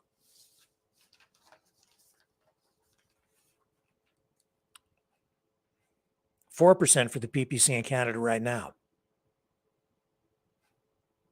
And in the last federal election, the party did gain more ground. It's stalling out, and I'll explain why it is stalling out right now.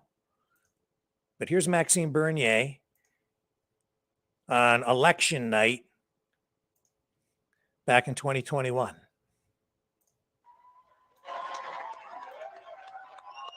Thank you.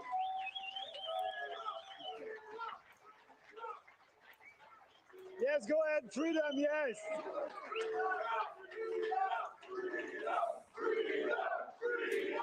Thank you. Thank you. Thank you. Thank you, everybody. My friends, today we made history.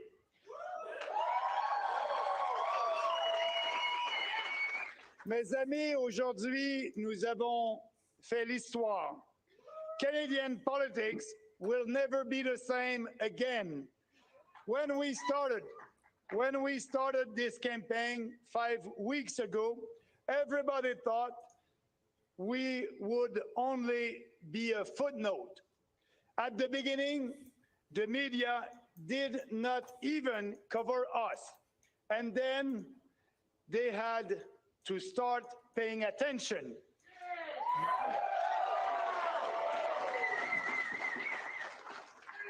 Yes, they have to start paying attention because thousands of Canadians were coming to our rallies all across the country. Everywhere we looked, you could see purple, a purple wave, a sea of purple.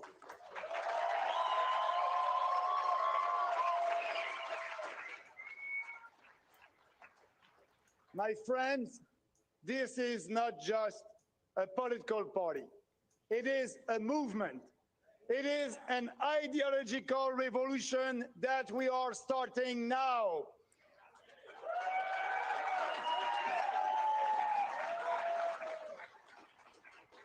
Today, over 1 million Canadians said they've had enough. Enough of this COVID hysteria. Enough of the flattening our rights and freedoms. Enough of the massive spending, deficit, and government overreaching.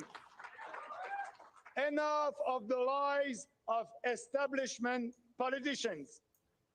Like me, they are mad. They are mad. They want to have their normal lives back.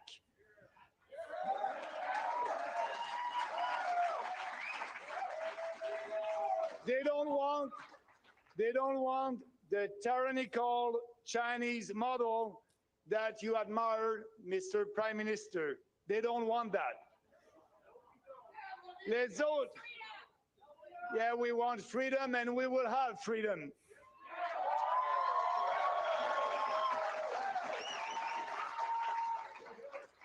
Les autres partis sont tous en faveur des confinements du So that was 2021, and Maxime Bernier making reference to freedom. At the time, for full transparency, I was involved with the party at the time. I was helping to run a campaign. And even without real direction from the party, it became very clear to me that freedom had to be at the core of the campaign, that we needed to focus on that And we did. And the campaign that I was involved with, the candidate was extremely successful. Didn't get elected, but did tie the NDP, New Democratic Party, for support in the riding that I'm in. Huge achievement. But what does freedom mean? It wasn't really defined by Maxime Bernier. It's never really defined by many people or anybody. People just embrace the term. And the populist movement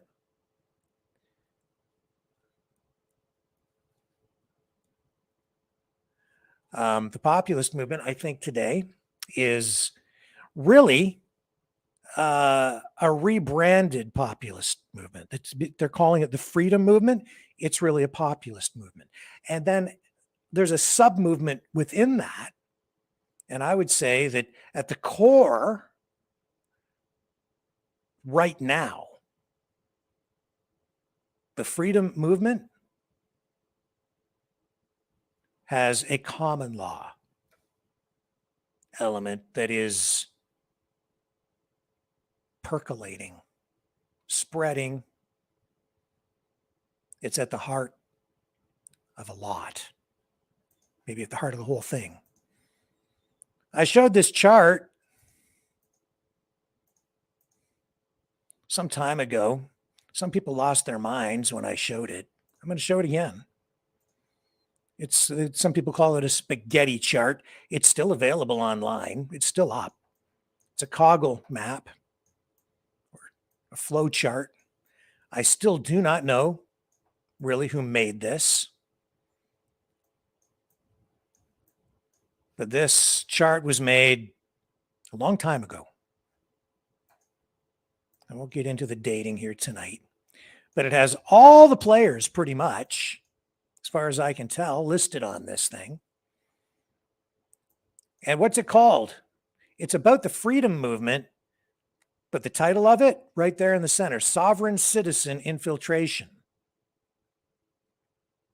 This is an element of populism today that certainly deserves attention, because in Canada and in the US, it forms a big part of what the freedom movement is. Most people not really even aware, I don't think, that they're attaching themselves to a movement that has at its core a common law movement, an initiative. And if you look here, it lists these different groups, organizations, all of them associated with the freedom movement. And a lot of them, like Robert Menard, is the founder of the Freemen on the Land, which is the sovereign citizen / common law movement. Part of that. Unify the people. Alberta for liberty. Stand for thee.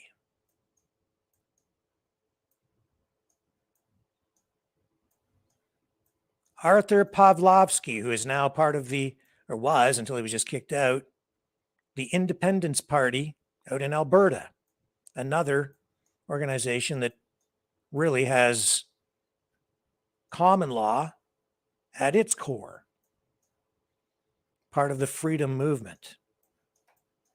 Oh, hang on, I lost the page there.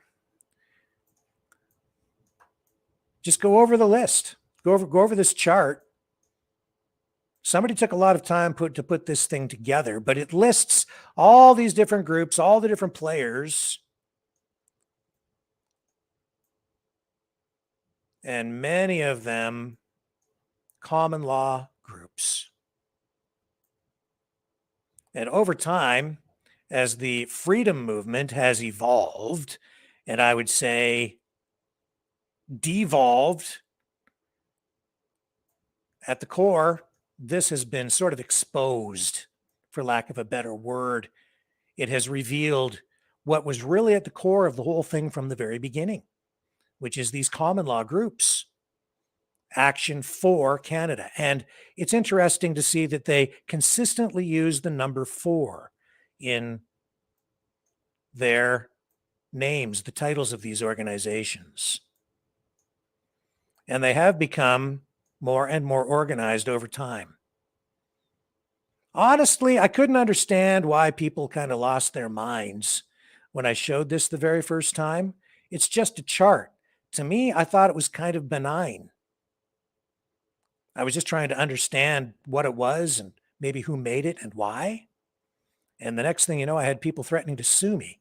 This has been the strangest thing. And then over here, you have a list of most, if not all of the major players in the Freedom Convoy that went to Ottawa. Canada United, James Bowder. He's been on the show. Nice fella. And then all these freedom convoyers, and listed on here as well, the People's Party of Canada. It's not a crime to be on here. I don't know why people are freaking out about it. It's just a flow chart. I don't know who made it. I've heard people suggest this person made it or that person made it, but we really don't know. I think really some people don't want people to see this. I think it's because, and I'm speculating,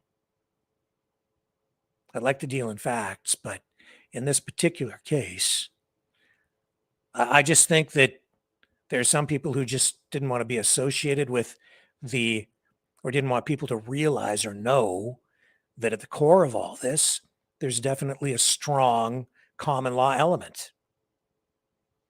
I think they've been using the freedom movement, the network, the organization, to spread their ideology, going to different freedom events, speaking at these different engagements, holding seminars.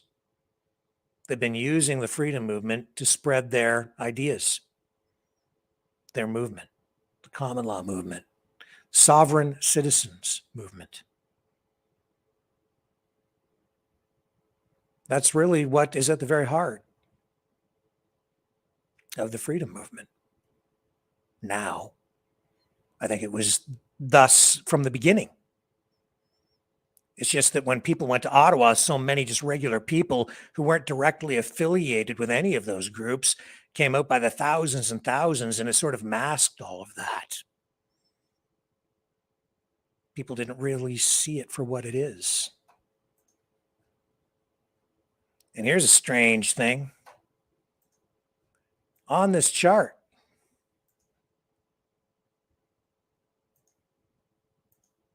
there's a link. There are a bunch of links on this chart. And I noticed this one today. It takes you to, well, hang on a second here. It takes you to a PDF of a document talking about the sovereign citizens movement and common law. They call it the myth of common law. And I found this document quite interesting. I read it really for the first time today. I hadn't really paid much attention to this particular link, but here it comes. It's going to come up on the screen here now. There it is. And I'm not sure why it's on this chart, but it's right above on the left-hand side. And it says here, sovereign citizens, freemen on the land, now more commonly known under the new branding of common law, have been a concern for police and courts for over 100 years. Note the terminology chosen for the new branding of common law has nothing to do with the current legal system of common law, judge-made case law in Canada. True, common law case law is the legal framework for most Canadian provinces other than Quebec and the UK. The only other legal system is that of Quebec. The US and countries such as Switzerland, which is based on civil law statutes, common law groups have become a credible and growing threat to national security and civilized society using COVID as the spark. Followers of these groups typically fit into 3 categories. These are not my words. This is a document posted online attached to that Coggle map, flowchart. Category 1, plain irritants who get themselves into trouble due to a serious lack of understanding of the legal and taxation system. In the current climate, this results in people losing everything rather than being able to defend themselves properly through the existing system.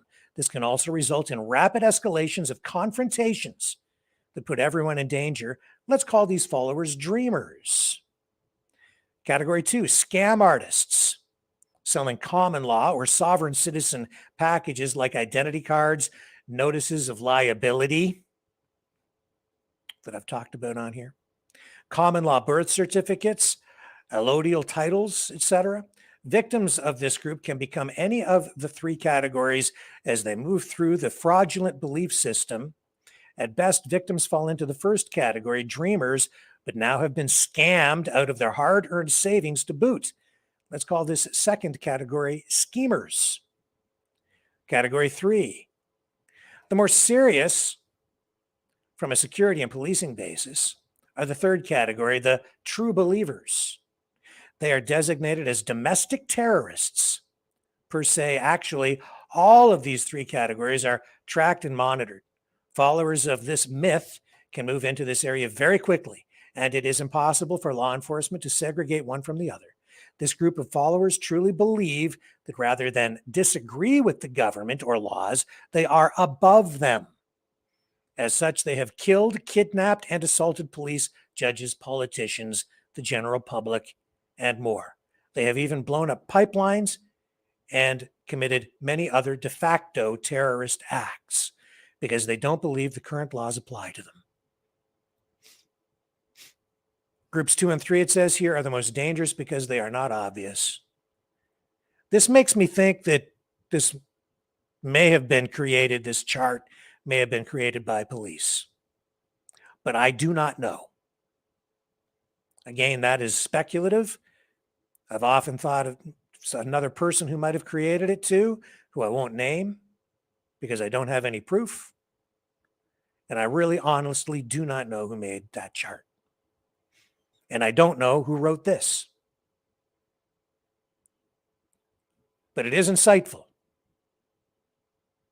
It goes on to talk about the common law advocates saying they use many games to pretend they are something else. The public don't really understand it. As proponents of this cult, and that is exactly what it is, it says here, use the pitch to hook someone in, much like a timeshare pitch or a cult sermon. Right now, it goes on. It says there are many groups playing games and taking advantage of the chaos of the COVID response and the public's fear of the government response. Just like the government, these groups are capitalizing on the COVID crisis and fear to further these schemes and insane beliefs. Whether these groups care to admit it or not, they pose a more significant threat to the public than the government themselves right now. The way that's phrased, I'm not sure that that would be written by a cop. No serving or retired police officer or judge will support them, even though we hear repeatedly from people involved in the common law movement or the sovereign citizen movement that they expect the police to drop their handcuffs and badges, turn their backs on the system, and switch sides. Those are my words. Whether you want to believe it or not, we will need the police and judiciary on our side if we are to survive without bloodshed and have any hope of ending this once and for all. You can find many resources on common law, the new and far more insidious marketing branding for sovereign citizens, or organized pseudo-legal commercial arguments, OPCA, as the judiciary has grouped them. So ask yourself just who are the groups you are aligning with. So that is not written by a cop.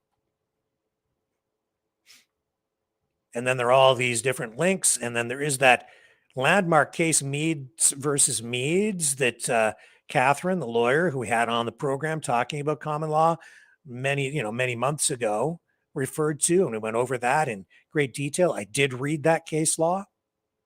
I did familiarize myself with it at the time. And then there are links here to the Canadian Security and Intelligence Service, FBI links, scholarly articles from the primary legal advisors to the Court of Queen's Bench in Alberta. It says here, if you have done your homework on insane COVID response, why have you not done your homework on the myth that is common law? Very interesting stuff. And I have seen, honestly, this common law ideology take a greater and greater hold within the freedom movement. And it's become more and more exposed as these seminars have influenced more and more people within the movement. I talk to people who really have no legal training or no background in history. They're completely smitten with it. They have embraced it. I personally don't agree with it. Now, if people want to believe in it, you think that there's merit, have at it. As long as you remain peaceful. Well, I have no objections. People are free to pursue whatever political goals they choose to pursue. And for me, it's just another aspect of the freedom movement. I don't particularly agree with this aspect of it. But the movement is evolving. There's no question about that. And as I said, I think it is actually, in many respects, devolving. And I don't think don't think in a good way in some respects, because a lot of the normal, everyday, common people, the actual common people who came out to support the freedom movement in Ottawa at the convoy, and people who were really upset during the lockdowns, and some of the people who still are upset have sort of drifted away because they've gone back to their regular lives and they're working every day. But there are other people who continue to try to drive it forward, keep the whole freedom movement thing going. They keep trying to organize convoys and do all this stuff. And then this past weekend, there was that rally that I showed you in Shelburne, Ontario. Well, I want to show you the parade that the freedom movement had in Shelburne, Ontario.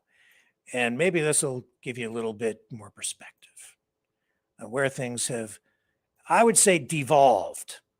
This was referred to as a great success. And this is just shot raw. This is from Karima Saad, the lawyer. She's not well liked, honestly, by the people in the freedom movement. They tell her to get lost all the time. But she is what she is, and I think she's actually pretty funny. She's a political satirist, and I think she is funny. And all she had to do here was just shoot this parade. Just watch this. All right, guys, so we do have some events. We're going to go up 2 streets and turn on the Cypress Street. Can you do this? Jeremy, can see to the left? Yeah, to the left. Okay. All right, stay in one lane, guys. Stay in one lane. All right. All right, children. We are not the fringe minority. We are the people. And the people have had enough. Come and join us, because vaccinated or not, we have everybody to.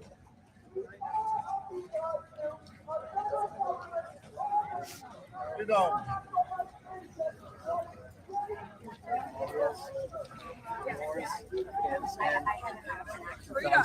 What do you mean, Queen's Park? What? Queen's Park, nothing.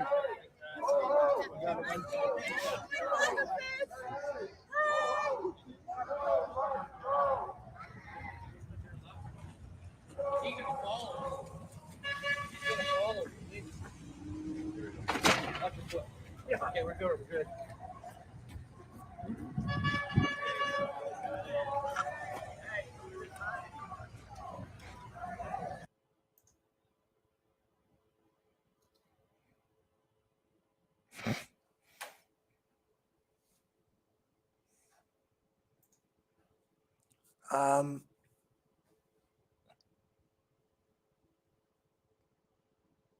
The wagon, the kid's wagon at the end with the skeleton.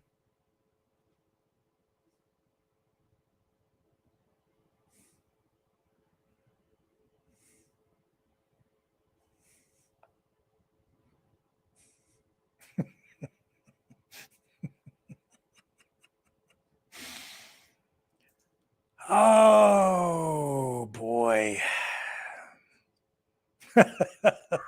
Hello, world. Hello, world. Hello, world. Are you awake?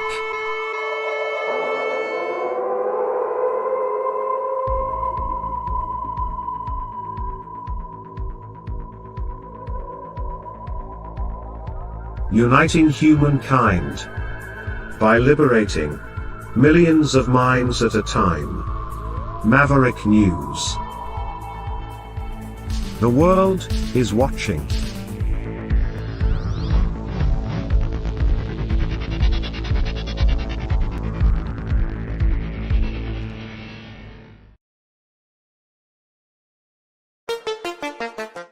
The New World Order. Government overreach. The Great Reset. Mainstream media lies. Now more than ever, independent voices are needed. Donate now at freedomreporters.com. That's freedomreporters.com. Maverick News. The antivirus program for your mind.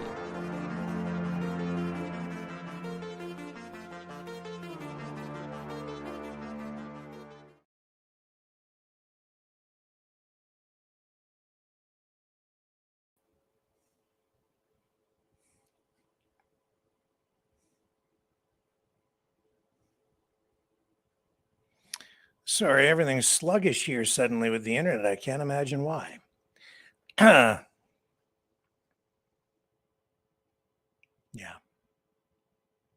Anyway, I thought the skeleton was hilarious.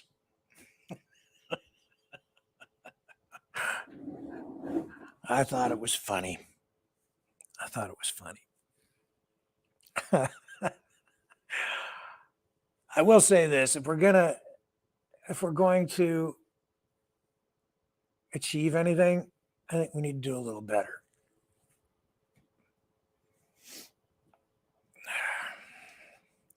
You can assess for yourselves. It was funny. Anyway, folks, it's 8:40 p.m. and I'm not taking any calls tonight. No, not tonight. I'm sorry if you can't see the humor in that, then you don't have a sense of humor. It was funny.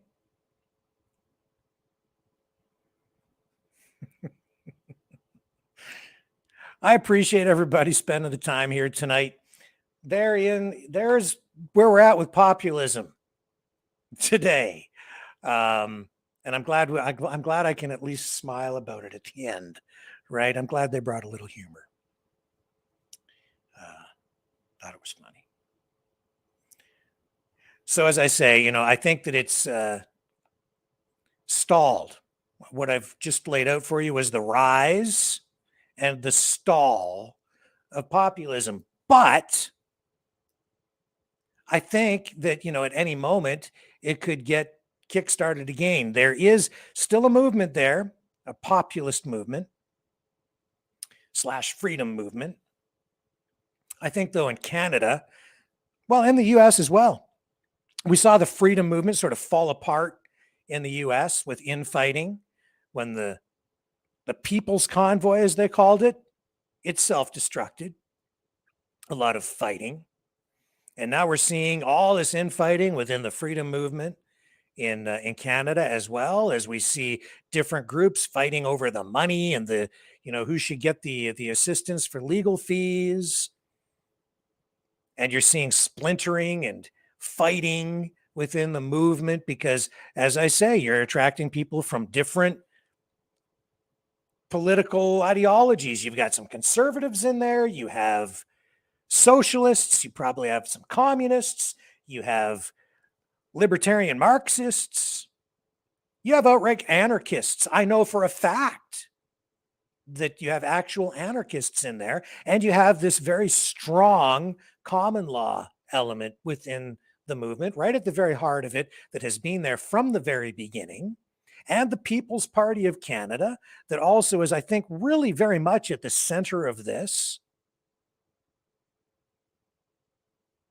and always has been. The People's Party of Canada, I think, has latched onto it as well. And they're using this network of common law groups and freedom groups as a large part of its party base of support.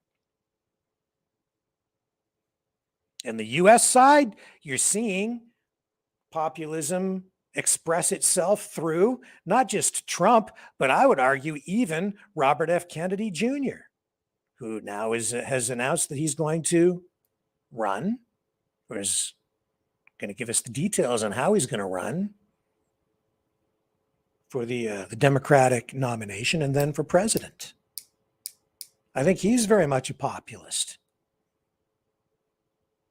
And his platform very much aligns with what you see within the freedom movement in Canada and the US. His stance on the vaccines, his stance, I think, on the war in Ukraine, his economic policies very much aligned with the interests of the common person. It's the same thing, I think, very much with Trump. At least that's the way that he expresses himself to the public. And make no mistake, you're going to see a shift in the rhetoric, I think, from the Democrat side, the Democratic Party. Even if RFK Jr. is not the nominee, there's already talk now, and maybe in response to RFK launching his bid for the White House, there's talk of Gavin Newsom being the man that the Democrats really will put their support behind. I think that might just be the case. The Democrats may already be lined up, the machine, the Democrat machine might be behind Newsom. We've seen reports in that regard over the last day. And when you listen to the way he speaks, his rhetoric is very much focused on, get this, freedom and rights. This coming from a guy who locked everybody down pretty hard as governor of California, man. He doesn't mean it. It's a joke. But the rhetoric is powerful, and he recognizes, understands that in order to solicit support from the general population right now, it's that populist rhetoric that will get you the votes. He knows that if he's the nominee, and even to get the nomination,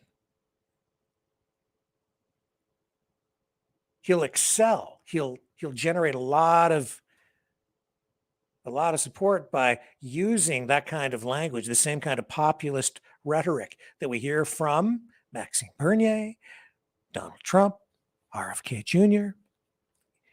Just say a lot of the same things in just a slightly different way, or maybe even the same way. You don't have to mean it.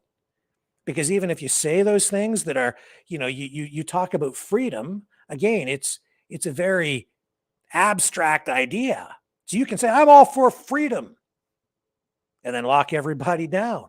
And he's going to get those Democrats to vote for him anyway. So he can even wrap the freedom banner around himself. He'll still get the Democrat votes because he's got a D beside his name, and he'll peel off a lot of that support that Trump would have on the Republican side. And even use that against RFK because he's got the machine behind him, the Democrat machine. And if he talks about freedom, he'll peel off some support from RFK Jr. I think that's the way I'm reading it at the moment. Things could certainly shift and change as we get more speeches over time and the race for the White House heats up. But it is interesting to see even someone like Gavin Newsom adopt populist rhetoric. Populism. It's a strong political force, certainly present right now.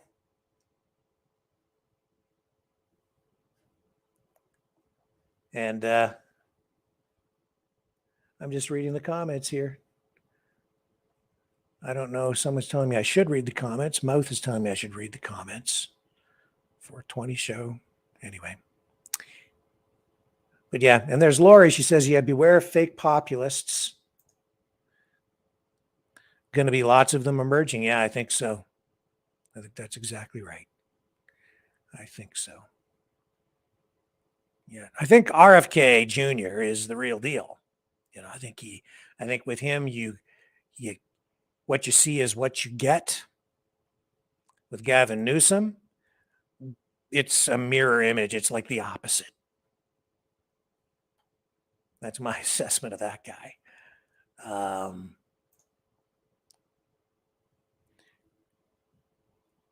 I don't know. See, I think some Trump fans might, but they're not the hardcore Trumpers.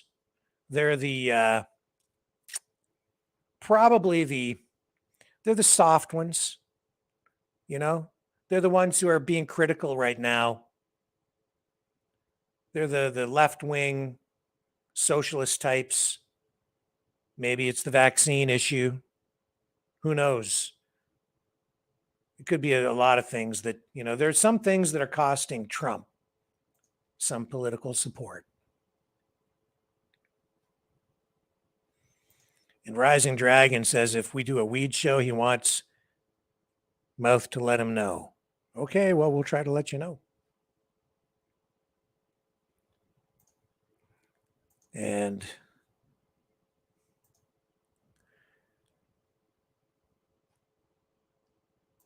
this guy, that's fact.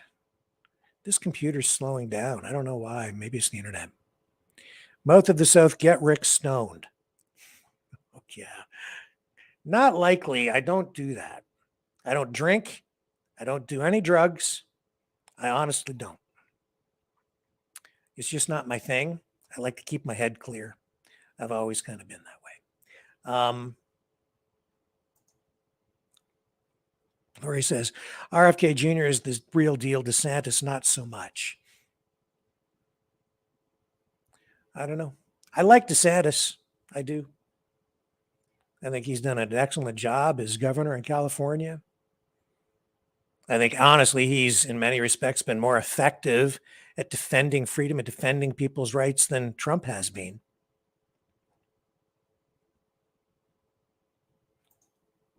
And Mr. Boffin's Dust Teep says, Lori, maybe because the Americans invaded and killed Isaac Brock when he was charging up Queenston Heights and billeted themselves at Laura Secords, causing her to walk through a snake-infested swamp. Don't know where that came from, but sounds credible, I guess. Not sure I have the right context on that or the back story.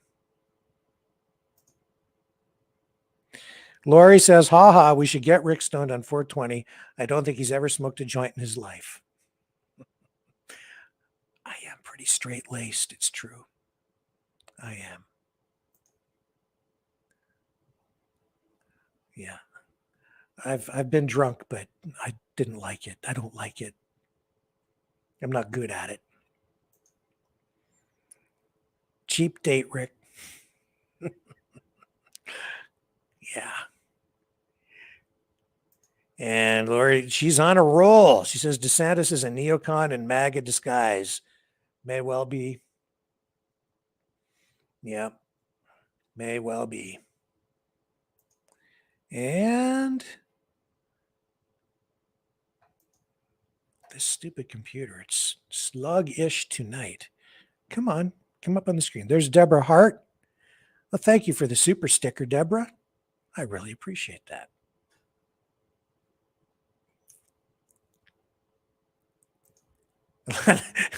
Mother of the South says, let the people choose. Wouldn't I in that way be giving up my bodily autonomy? I think so. Anyway, folks, it's now 8:53. I am going to wrap things up. Thank you so much, everybody, for sticking with me tonight. I hope I didn't drone on too much. It is a subject that I did want to talk about, and I hope you found it useful, and I hope it gave you some new perspective. You can support the channel if you're so inclined at freedomreporters.com. You can donate there. For those of you who have donated through the super chat, greatly, greatly appreciate that. Helps keep us on the air. It's the only way we pay the bills around here. If you haven't liked and shared, please consider doing that. Please subscribe to the channel. Please, please, please subscribe even on YouTube. Make sure you hit the notification bell. We're still live and kicking on YouTube, at least for now.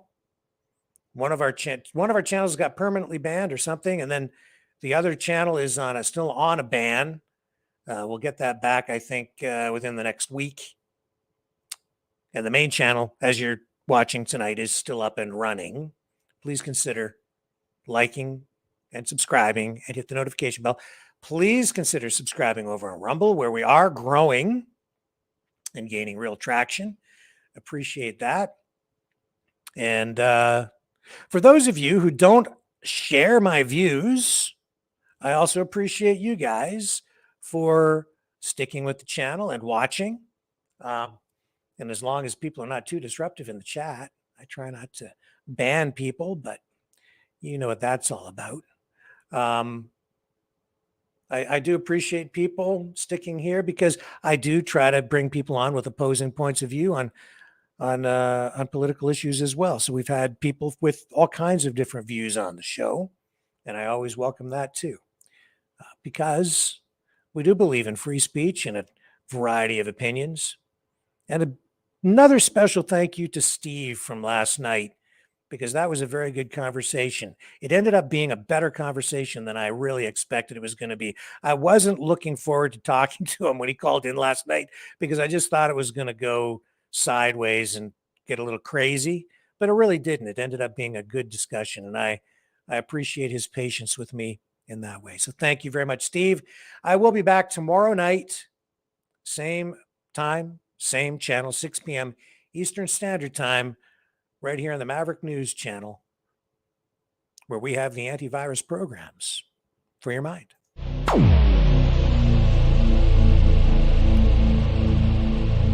This has been a Maverick Multimedia production.